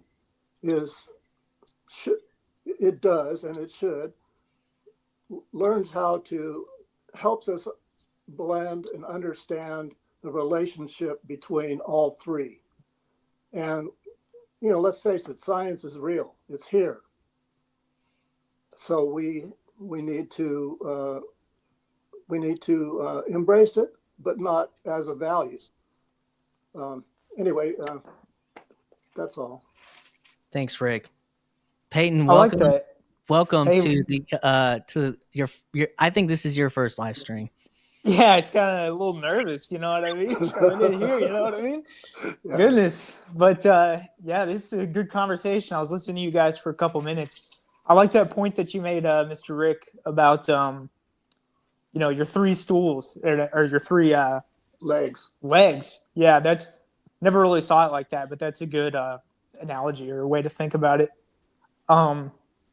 with science and everything, like I love science, you know, I'm a big science guy myself. Do you think that we could like have two parallel models of something that are both inductively true and useful, but ultimately point to different directions that are away from the sort of objective truth that's unseen? Absolutely. Science without religion is bankrupt, and For sure. eventually, science, I think, and there are many scientists right now who are spiritual people. They're Christians or Buddhists or whatever, and that's why I'm envious of all you young guys. I'm 75. I'm not going to be around a whole lot longer, but things are speeding up, and science and religion are coming together. And hallelujah, hallelujah. Eventually scientists will, scientists can't explain life. What is life? As good as they are, they can't explain it. Well, it's a mystery, and science and scientists are converging on the truth. That's well said. That's very well said. It's interesting too that like the whole origins of science were in the church, in the foundations of religion. Like I forget who it was, but somebody said, man sought laws in nature because he knew there was a lawgiver or something like that. Exactly, that's true. I can't think of those scientists right now. Yeah. It was not Galileo. It was the other. Copernicus, maybe? No. Newton. I think Newton was one. I think it was Newton. Yeah. Makes sense. Yeah. The whole idea that like scientists, they don't. This is where philosophy comes in. If you push a scientist, well, why are you even doing this? Well, because I think there's some truth to be found. Oh, well, that's philosophy. Yeah. That's Science religion. has no epistemic justification for itself, without philosophy. Yeah. Right. Dude, Alan, did you come in here to say something? Can you guys hear me? I'm in the car now. Yep. Okay. Yeah, no, I just wanted to thank Rick. I think this is a really good discussion. And I guess the only other thing I wanted to add was just like it's just that everyone's making their own claims. Everyone is like standing in a certain place, and we can say that someone is, not making enough claims or making too many claims, or or we don't have to use the word claims. We could use patterns or the way they behave. But yeah, I mean, just being able to be in dialogue and realize that those claims or those patterns of behavior are going to have some sort of fruition. So it actually benefits us to like have these sort of dialogues and to understand what ways of being different groups are or different people are doing. I think that this is like very helpful to have this sort of dialogue, and not to set off, whether it's because someone's, they're conservative and they're backwards, or they're progressive and they're, they don't know anything. Like this dialogue, I think, is really important to this moment in time, because it's now the individuals who are deciding. It's now people who are deciding. They're not just, I was born in Serbia, so I'm Eastern. Uh-oh. Can y'all hear Alan? No. Kind of cut out. Yeah, I just heard that last piece about somebody being a Serb, being Orthodox because of it, type of deal. Mm-hmm. What religious tradition do you come from, Mr. Rick? Me? Mm-hmm. Well, I actually come from something you probably never heard of called the Urantia book. I discovered it when I was 21 in junior college, and it's really based around Jesus, but it's it's this really incredible, it claimed to be a revelation. And it's about 1,400 pages thick. It's like a dictionary. And I was into that for 30 years. But the thing about the Urantia book was that it talked about embracing all the religions of the world. And like I said, it talks mainly about, it stresses the teachings of Jesus, not about Jesus, not about the institution.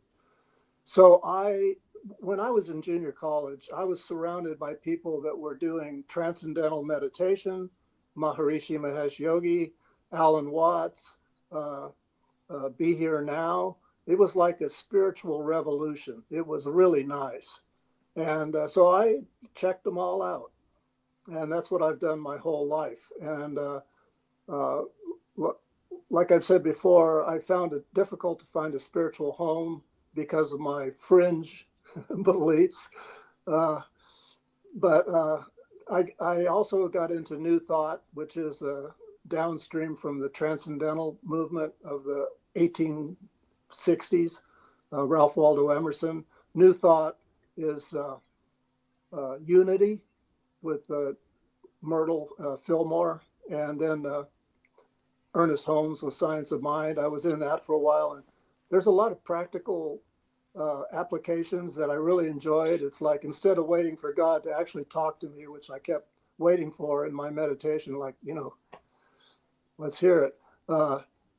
Science of Mind is, as you think, so you are.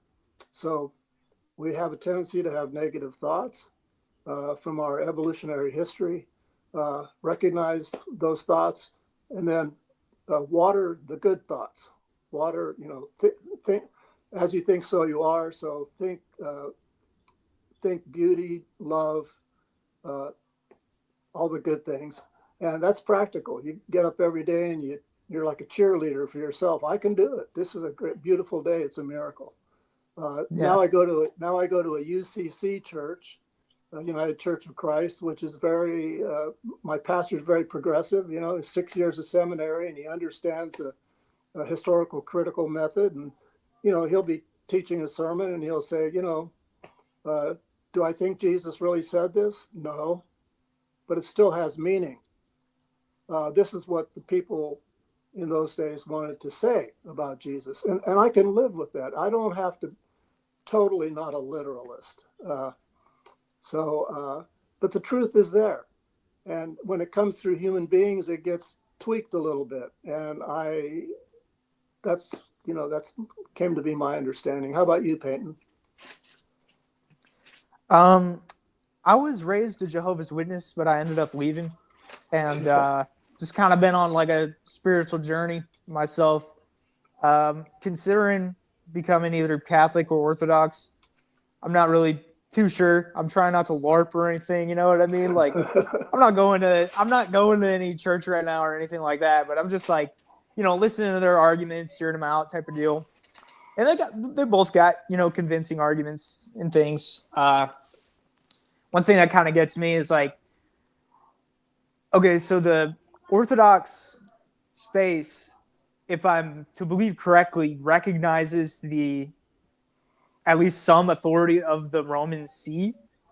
And so if I'm of the West, then wouldn't that put me under the patriarchate of the Roman See from their perspective? I don't know. That's just kind of like a tangential thought or whatever.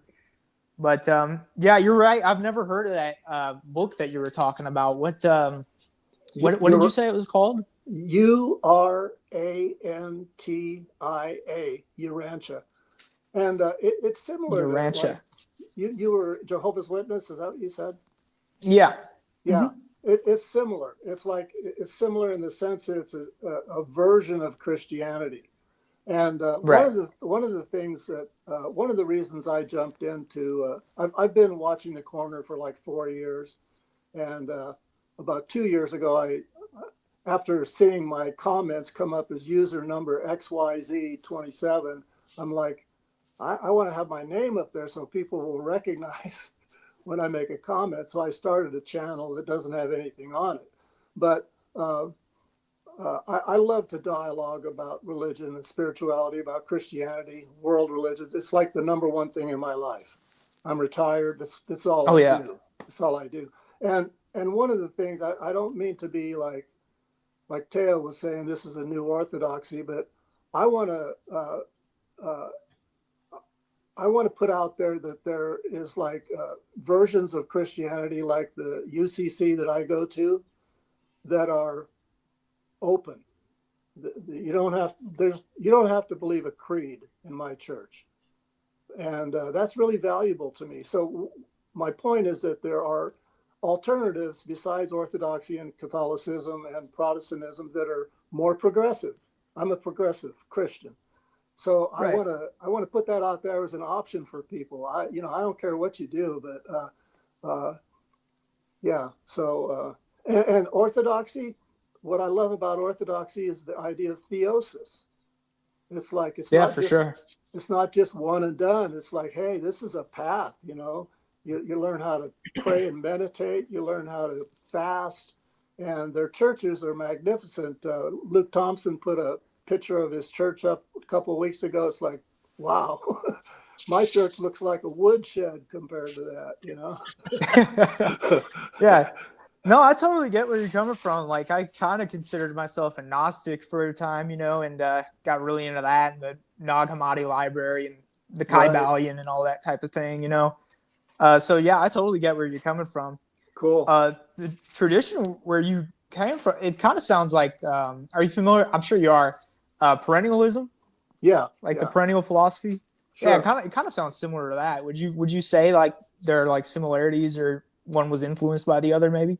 Well, there's different understandings and varieties of perennialism, and one of the downsides is that people think that it flattens everything, like it's all the same. And in a sense, I agree with that. It's like there's many roads that lead to the top of the mountain. That's kind of a perennialism, but it's like Mark Parker. He went to a Rinpoche Buddhist, and he studied Buddhism for a long time. And the Rinpoche said, go home and be a good Christian and a good American. So it's like my foundation is the teachings of Jesus and the Judeo-Christian historical reality. But I practice Zen meditation. I learned how to meditate in Maui from a Zen priest. And it's very simple. It's just count 1 to 10 over and over again with your breath. It's a way to still your mind. So there's so much value in other religions. It's like, let's open up to each other and take what's good and leave what doesn't work for you. I will say that's kind of I think there's an idealism to, like, I go to this accepting place, like the United Church of Christ or something like that. My take on this meta-vangelicalism that Paul's talking about is related to his estuary thesis, that right now this is an estuary pool that we're in, but we're gonna go back down and probably. But there haven't been great places to come to where you can just listen to somebody without feeling the pressure that you have to win in that situation. And I think that is a newer phenomenon. And it's like, I don't think that the conversation I'm having with Rick is likely not going to lead to me going to the United Church of Christ. But I think that it's fruitful to be able to have a conversation with Rick about the United Church of Christ, and even get to hear him like say, I'm really appreciating these things about Orthodoxy and like my imageless, kind of amorphic church kind of Protestant. Yeah, it to the furthest limits, probably like so far that we accept everything, that we can't put anything up, or else the whole thing would just be every religious icon in the world. And so it's like, it's interesting to be like, to hear. It's easy to look at somebody who's a progressive and be like, man, I could never appreciate. But then it's like, or a conservative and be like, I could never appreciate anything they had to say.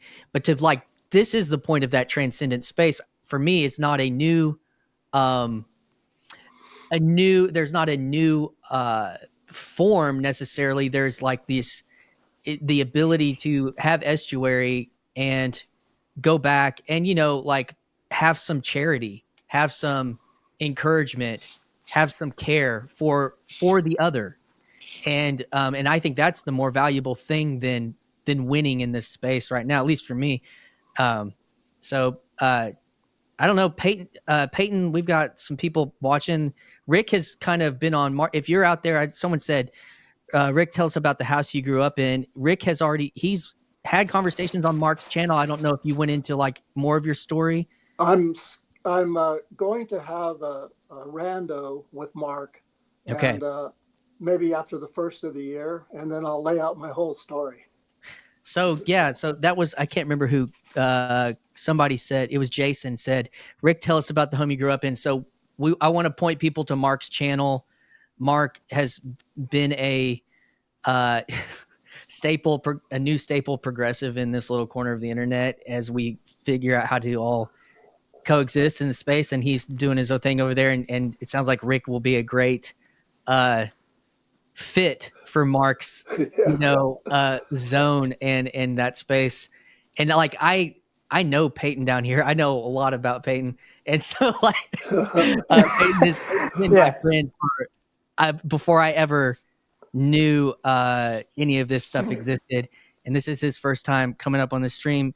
I don't know, Peyton, is there anything you want to kind of like say about you kind of already mentioned that you grew up Jehovah's Witness, but like anything that you want to bring out into this space or say or bring to the topic of meta-vangelicalism and liminal spaces and even like it is tangential or adjacent to kind of a perennial conversation that takes place in other places. I don't know. Yeah, no, I just I apologize if I came off like confrontational, because that wasn't my no vibe I was going for or anything. I don't It's just kind of, me, that's kind of just the way I come across sometimes. But no, I was just trying to learn more about his beliefs and whatnot. But as far as like liminal spaces goes, it seems like this kind of space that you're doing here and everything, it seems like it's the maturation of what YouTube and these kind of spaces can be type of deal, or like what it was always supposed to be type of deal. Coming up to that, I don't know. I guess I just don't really have a lot to add. But yeah, that's good. That's what Paul Vanderklay says. He thinks this is where YouTube bottoms out. Yeah, I think that's exactly right. Yeah, and what's his name? Jordan Hall. His idea of like a civium and everything too. That was really like powerful as well. Kind of breaking down the walls of geography and everything with people getting together. Like I'm not sure where Mr. Rick lives, but I know we live like thousands of miles apart, and we probably all live thousands of miles apart. And I know there was somebody here from the UK just a couple minutes ago, so it's kind of interesting, this shared space of people that are interested in talking about religion and finding common ground with each other. That's kind of cool. It's kind of like a civium in itself here. This, I guess, TLC they call it. Yeah, man. Absolutely. Yeah, someday Peyton and I'll do a full proper rando. We've tossed it around a little bit. Peyton was the first person that I ever got to really talk to about Jordan Peterson. He was, and this was in 2017. We started talking about Jordan like in person. So we go way back. And so when I saw him pop up, it's like, it's Peyton. Really fun. Let's I don't know, guys, y'all want to take the conversation? I don't really have other things but if there's other things y'all want to dance around with related to this conversation, I think Peyton, you could, you brought up kind of being, attracted to the old traditions, and you brought up that and my friend Luke actually engaged with you a little bit on here about the papacy being the bishop of the West or something akin to that, and that there's actually a framing of that kind of is a ecumenical framing of sorts. Is it kind of was what you were. I don't know if you wanted to say anything else about that. Yeah, that's kind of what I've been tossing around and whatnot, because I've been watching some Orthodox guys. Excuse me, but and the Catholic perspective on the Orthodox, which if I'm correct, I think the Catholics say that the Orthodox have like a valid communion and everything, which is kind of interesting. And I didn't know that. I guess there were 3 Petrine sees that they say there are, and Rome is one of them. And I believe the Orthodox say that Rome is in error and heresy or whatever. But I don't know. It's kind of interesting, that wouldn't everyone in the West kind of be from an Orthodox perspective? Wouldn't they be under the See of Peter, which would be the Pope? Like, even if he's in error about being, first among equals and all these other things, wouldn't he still be the patriarch of like the West? I don't know. That's just kind of like an idea that I've been kind of kicking around or wondering. Like, I know you probably got like a lot more educated ortho bros than me in this chat, so maybe like. I'll just have to do more research or something. But yeah, I thought it was kind of interesting thought. Anyways, well, my internet's kind of cutting out. I appreciate the time on the stream and everything, but I got to head out, guys. Awesome, Peyton. It was good to see you. We'll chat more. All right, see you. I want to bring up, this is Chris Young. Yeah, there definitely Michael's in here and Luke's been in here, and they're more seasoned in moving into Orthodoxy and stuff. Chris Young and I talked offline a little bit, and I think he's talking like when we were kind of talking about this space and what it is, estuarial and that kind of stuff, is I call it a republic of letter. And then he said, and invisible college. And where, if you think about the like Socrates, Plato's dialogues, and like that, this is a dialogical sphere, space, corner of the internet where the idea is like we go to class, when we pop in, the latest Peugeot thing, we go to class when we listen to Michael Levin or theories of everything. We like go to class when we click on that podcast episode. And what TLC acts as, is for the students, I call it the halls of Vanderklay, get to have the dialogue, like the post-class, like where the commons in the college were important, or the dormitory, like those types of conversations, because we are going to this invisible college. And you even see like the manifestation of what Peterson's doing, because people literally listen to his whole series multiple times. And it was kind of this new idea of like, I used YouTube to study for anatomy and physiology like crazy, but I was in the class. But then it's like people were listening to this psychologist lecture, and then they listened to a cognitive scientist awakening from the meaning crisis lecture, or like 150 hours of Peugeot symbolic meaning. And what do you do with that? You come and you want to have dialogue and conversation, because it's like changing your frames.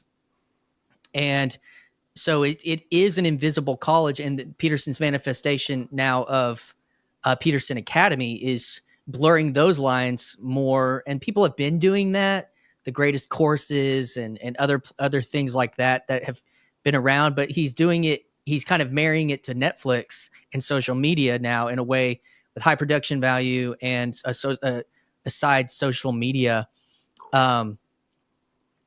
So let's see. I don't know if you want to say anything to that, Rick. Yeah, I just want to affirm what a beautiful blessing the internet and TLC and what we're doing here, because, like 10, 20 years ago, if I was interested in something, I had to go buy a book, and I didn't have a whole lot of money, so it was limited. But now, I can get on the YouTube and listen to a professor from Stanford or Harvard or a religious person talk for an hour about their most important things that they're studying right here in the convenience of my own home. And I mean, it's just fantastic. I love it. And we've been watching, my wife and I have been watching Outer Limits a little bit on TV, you know, the old reruns. And this late one, one of the latest ones, that this lady is an actress, but she's getting old and she can't deal with being an old actress. And she makes a wish. She's sitting in her room watching movies of her when she was young. And she's like, if I could just go back to then. And somehow she goes back into that movie. It's really weird. And it's like all these years of me watching TV, it's like one way, the TV. And I was thinking about this little corner, and now being able to interact, it's like I've jumped into the TV. Yeah, it's like that's crazy. It is. And I love the idea of estuary. I wish I could start one. I live on the Oregon coast, really small town, so I'm virtually alone. You know, my wife's not really into this. She's very beautiful, loving person. She loves animals and always volunteers for helping animals, but she's not interested in philosophy. So I've got all this stuff, you know, piled up in me. Yes. that I want to share and dialogue and learn some more. I'm like always learning. So I love it. Thank you guys so much, Christian. And yeah. That's awesome. And you're welcome. And you're welcome to, like, you know, the conversation that we had offline, and you're trying to get to where you can go forth and multiply. Yeah. You know, and that's, I think that's important in a way. I wanted to respond to this question from Jason Rodney. CV, what are your thoughts on the relationship between the emergent movement and the meta-evangelical conversation that Paul's cropping up in this corner and stuff? The way I look at the emergent movement as postmodernism, like thesis in evangelicalism, and the illustration that I give is, you know, it was like, oh, let's use a lot of candles, or let's make this kind of. It was a little bit of New Age, but also with the example I give is this. Oh, let's do communion like 6 different ways. Like, oh, let's do it this way. It's like, and we want creativity to be like high on the telos of how we do our church services. Can be anything. And when it can be any, like when you're the one that plans it, that's so crushing. Because, so I have to figure out 6 different ways to do communion. And then the church has to figure out how to participate 6 different ways, but we're doing it different. It's going to meet somebody else's needs, and it's going to connect to this person over there. And it's like, and I just was like, so to me, that's like a really postmodern, like a deconstruction of all of history, is the way that I kind of look at the emergent church movement in the early 2000s is like, was the deconstruction of it. Like, it was the deconstruction of the institution and the history. And then you had, like, after that, all the people that were involved in the emergent movement, they went several different ways, some more liberal, and then the other would be like atheist. And then there to like another level of deconstruction. And what I've seen, like what I think with the meta-evangelical and what we're having with the digital revolution is something where now you have all the, well, I mean, like if you look, you have all these things deconstructed and they're all floating around, and it's like, there's this, there's this old institution I'm going to go like reconstruct within that old institutional space, or there's this progressive institution and I'm going to attach there. And we're there, it's not like in a certain way, like there's these new institutions, but it's like now, and you swam in the waters of this genetic soup, and now you're kind of coming into these other spaces. That's what I mean by like the post-evangelical becoming Catholic is not just now Catholic. They're a post-evangelical Catholic. The Zen Buddhist Catholic is not just now a Catholic. He's a Zen Buddhist Neoplatonist Catholic. Like that stuff that's the meta. Like we are now through that other side, and we have this history, and it's not, and because of the digital nature of like the printing press, like in Rick's history of being able to have books, but now the digital press of being able to be exposed to ideas in a time sequence where it's not like, okay, I've got to go find time to read. It's like I work a 40-hour job laying pipe and I have an earbud in for 8 hours a day. That man is the speed at which you can be exposed to the ideas are not limited to your literary ability in your off time. You know, they've talked recently about found time. And so people in certain job situations, I'm a truck driver and I've listened to hundreds and hundreds of hours of this. And so that would be where the meta is now. And not only that, then, you know, so there's that side of it, but there's also like Rick's side of explore, you know, embodying these different, Rick and Mark embodying these different new traditions or Eastern traditions. And then now they've kind of settled back into something closer to their heritage of Christianities, you know, and now they have those things inside those institutions. That to me is more of the meta. It's different than the emergent. I think the emergent movement, when I look at like the Rob Bells and Brian McLaren's and stuff, I see that all as still postmodern deconstruction within Christianity. Let's see. There was an aesthetic, but also a pluralism of the ideas. Yeah, there was Gen X candles and stuff. That's what in black. Gen X candles in black is what I think of when I think of emergent church, like with, you know, evangelical music and an acoustic, kind of, you know, hippie influences and stuff. And then some of that evolved into like the modern worship thing. And some of it, like I said, evolved in like the Rob Bell side of it went more like Rob Bell. And who was the guy that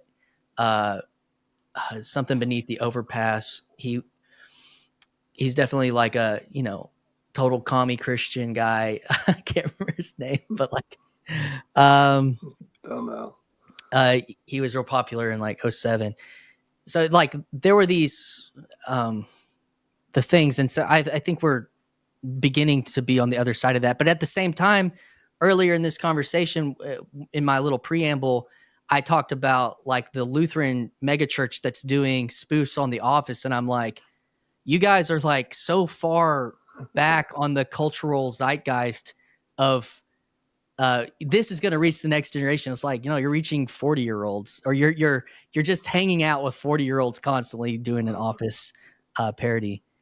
So let's see. Yeah, that was my response to that question. I don't know, Rick, you got any thoughts? I was real excited with the emergent movement, Phyllis Tickle and Brian McLaren, Rob Bell. I didn't really pick up on the sort of the real scattered perception that you have, but the part that I follow seemed to morph into progressive Christianity. And that's, you know, on my email feed, there's an organization called Progressive Christianity. And, you know, I really like that. And now when I discovered Brian Dempsey and the meta modern Christianity, I thought, oh, you know, this sounds kind of like me. So, yeah, and the whole idea there is to transcend and include. And now Brendan may go off into sort of a more atheistic direction, like a scientism. I don't know really where he's going with that. And but I love the idea of estuary. It's like it's like the waiting room where we can really be open and honest about what we know and don't know and what we think, and maybe discover some friendship and truth there, and just kind of go. It's a journey. Yeah, That's definitely like my framework like was kind of when I feel like the institution dissolved into kind of an alternative politic, like with kind of what you're talking about with progressive Christianity. And the other side of it would be something like the traditional evangelical turned into the modern worship CCM megachurch thing. That's what I see the split from the emergent thing that was happening around, Y2K. Brian McLaren, Rob Bell, but then also the guys that kind of, because even like Mark Driscoll was kind of swimming in those waters early on with those guys, and he ended up being much more conservative and then doing the, I don't know if you followed his trajectory on the rise and fall of Mars Hill and whatnot, but but like, so I see those things were the deconstruction of that into almost the politic, and that as being more of the kind of, and then one side was more about the technology and the other side was more about kind of like the social justice thing.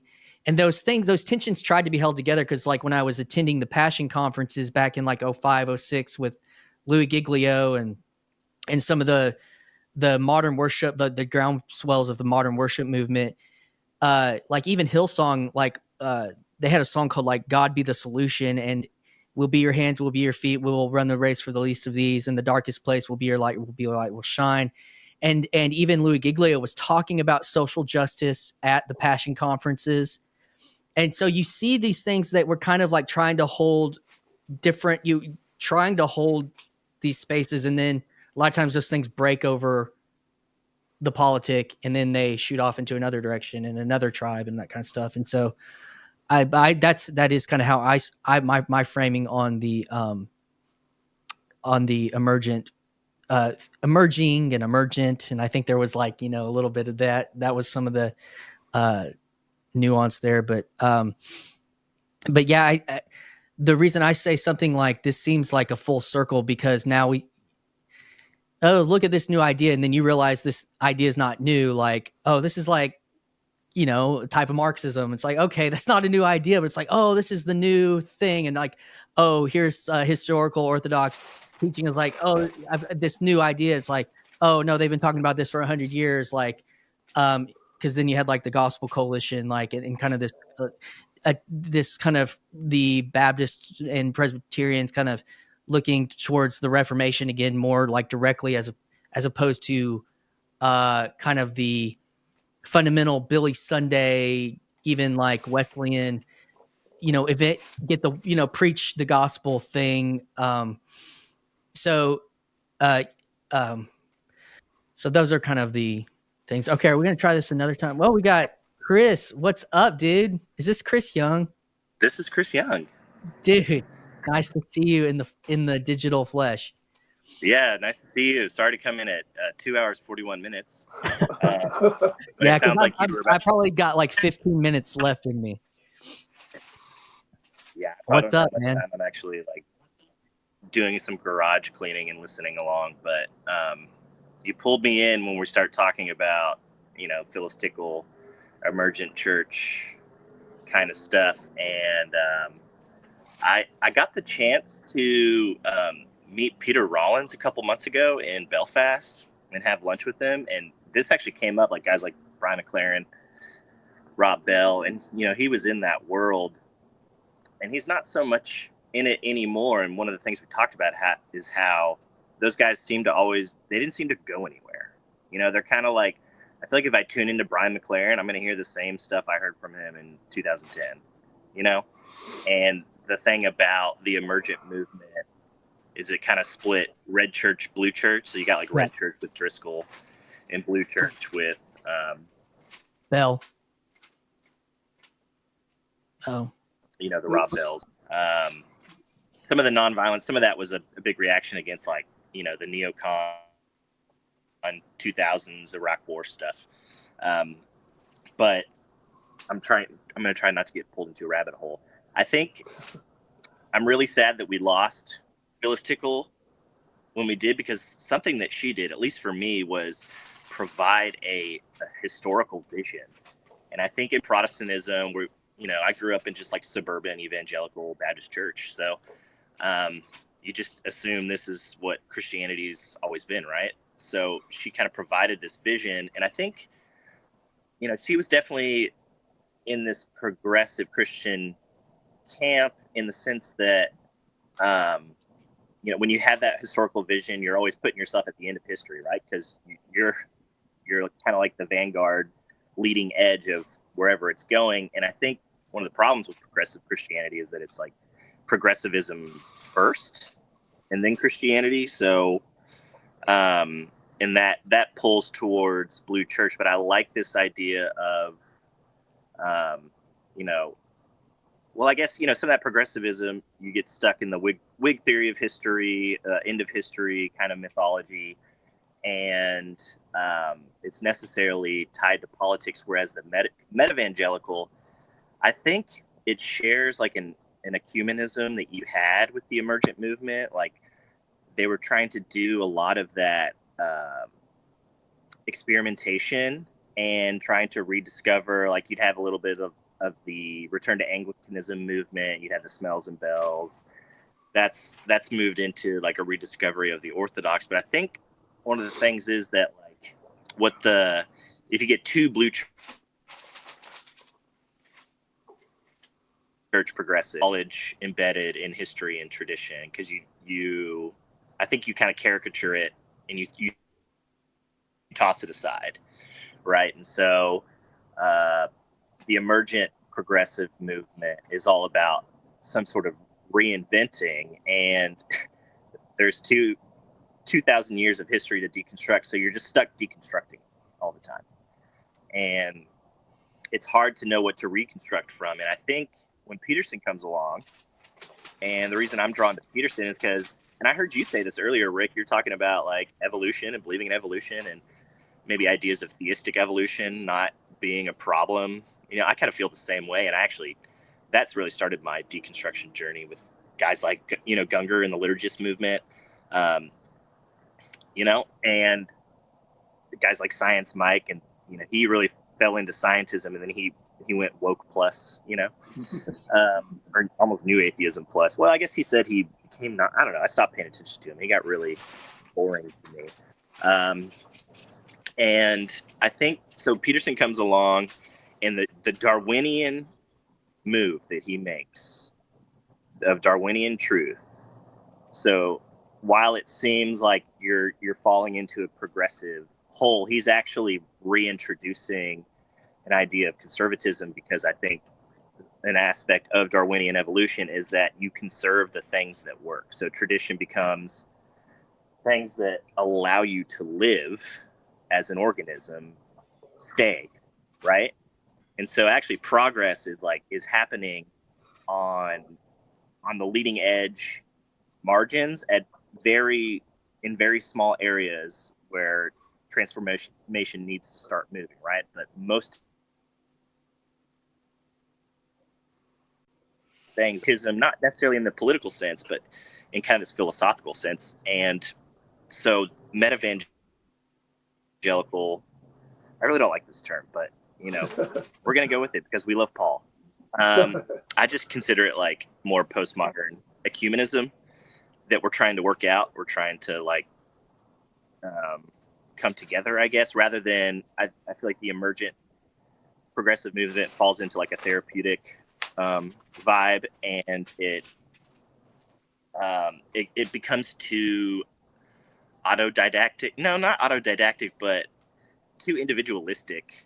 It's all about like what appeals to me, and it's very like consumerist in that way. And I think that's, as far as progressive politics, like you want to move away from the consumerism of church and like find real community. So meta-evangelical is like grabbing this Darwinian thing, like, oh, look what we have in Orthodoxy, look what we have in Catholicism, look at this 2,000 years of history we can mine, and we can come online and learn it from the people who are in the tradition, rather than like just kind of learning it from the common myths that are in the culture, right? Of like, oh, we've moved past like this Catholic hierarchy or these kinds of things. Or, most of what I learned about Catholicism was really just Protestant apologetics against Catholicism. So it was never steel manned for me. It was always the straw man.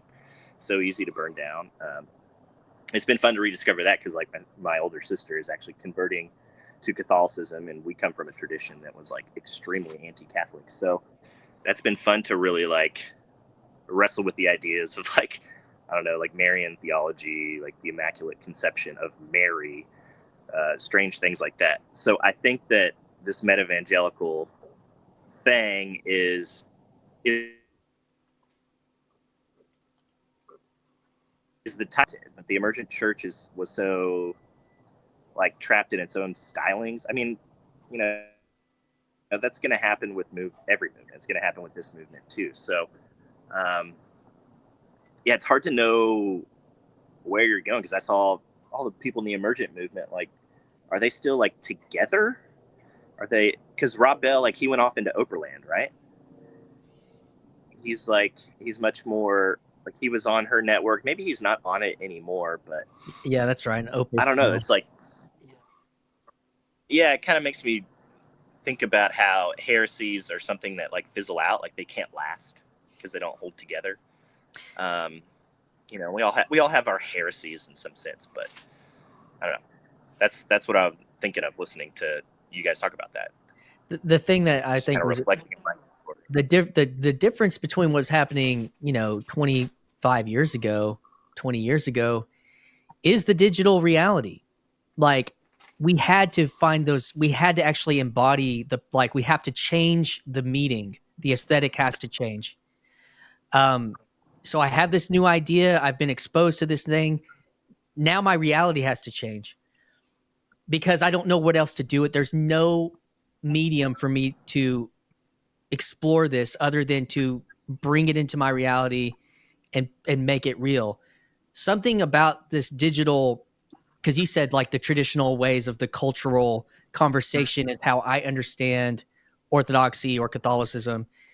That's obviously changing rapidly, and these kind of spaces allow for there to also be relationality attached to it that creates as opposed to with a conversation, as opposed to a debate, as opposed to reading a book, that lets some of the steam and the pressure off of feeling like I have to go change my embodied reality. I can work through some of these things in conversation. I can even see where my tradition actually has something that, that's actually in my tradition, and I can actually participate more deeply within that. And so I think that is a difference of what we're seeing now. But because this medium didn't actually exist 20 years ago. Like we can think it did. Yeah, there was, YouTube in 2006, but it's like the StreamYard to be able to do this, to make this so frictionless, like that's unreal. And it's still very new. And I think in the TLC lore, it happened on Discords and on Signals and voice chats and conversations.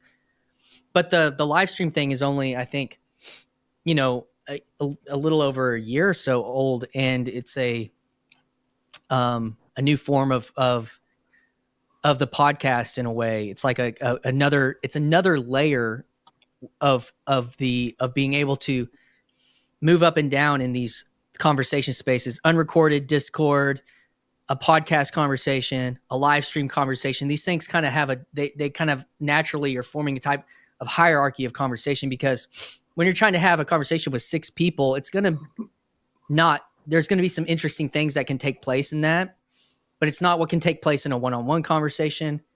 And it's not what's going to take place in an unrecorded conversation or and so I think all those things are playing a part, and we're going to continue to see them have their roles related to how the meta works out on the other side of the digital revolution. That's kind of I think that's important or whatever. But Rick, Chris, you and I are going to have to connect soon in old Nash Vegas. Hope maybe with Rod. And I had lunch with you come to my city, so yeah. Rick, whereabouts? You said you're in Oregon. You're in Oregon. Yeah, I'm on the Oregon coast. Really small town, maybe 1,000 people. Oh yeah. I love small towns. I grew up in a Pismo Beach, California, a very small town. But like what Chris was saying, Brian McLaren and Rob Bell. So I don't know much about Rob, but McLaren is still out there giving talks and stuff. I think people are kind of treading water, looking for some new form to either create or be a part of. And a lot of like what I hear McLaren doing is talking to people who are deconstructing, and especially people that come from like a fire and brimstone Christian background. And like when I was listening to Mark Parker's life, Rando, he talking about his life story. He grew up in a Baptist church where there was a lot of talk about going to hell. And he had some problems with depression. And he had in his mind voices saying, you know, you're going to hell, you're lost. And it wasn't until he got a psychiatrist, a therapist, who pointed him toward Eckhart Tolle about understanding that you're not your mind, taking a step back, being a witness to what your mind is doing, that he was able to then make some progress in getting rid of these fire and brimstone that he'd grown up with. And when I didn't go to church, my parents never went to church. My idea of God was somebody that knew what you were doing, which was very scary. Santa Claus. Santa Claus, exactly. You know, and it's like the older I got, the more trouble I got into, the worse. You know, I thought, you know, God is just he's gonna strike me down. And when Mark got into meditation, then he made progress with his mental illness. A lot of progress. He had to deconstruct from the church to make progress mentally. And this is why I think that Pismo Beach, yeah. This is why I think that we need to, that it would benefit Christians, all of us, to embrace therapy to an extent. It's not going to be the end all be all, but there's a lot of different levels that we have in our embodiment, body, mind, and spirit. You got to be healthy. You got to take care of your thoughts.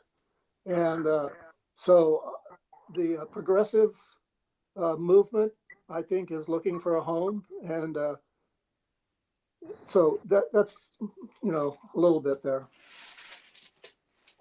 Yeah, that's good. I mean, I don't mean to completely discount the therapeutic, and I'm in a charismatic church and have been for 10 years, and there's many aspects of charismatic theology that gets very individualistic and therapeutic in some of those good ways. Even when you're talking about like realizing you're not just a mind, it makes me think of some corners of like kind of charismatic theology that you'll hear people talk about, like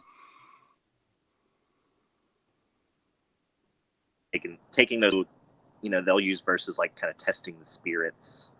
I don't necessarily always take stuff like that very literally, but I think it captures metaphorically what's happening inside. So yeah, that's all good. Maybe I need to tune into McLaren and those guys again, because I used to just, you know, consume them nonstop. So I'd be curious to see where they're at. I kind of feel the same role with a lot of my friends too, like people who finally reach kind of that meaning crisis as we're getting older. I think they know, like I was a guy doing it early and trying to have these conversations with people. But usually kind of scare people away, but now people come to me, and I'm fine having those conversations about with people who are deconstructing. Like that doesn't really scare me. So that's why we're in this corner. But yeah. Well, Mark, I want you to share something. I'm going to try to shut this down, and it's basically just because you popped it. No, I'm kidding. But I've been going for 3 hours, and I've got some things to attend to. But like, if you wanted to say something, and then I'll kind of wrap us up. No, I really appreciate what was said by Rick. But I think too, I liked what you said. I've missed most of your live stream. I'm sorry. I'll have to go back and catch up. But I liked what you said about finding Christian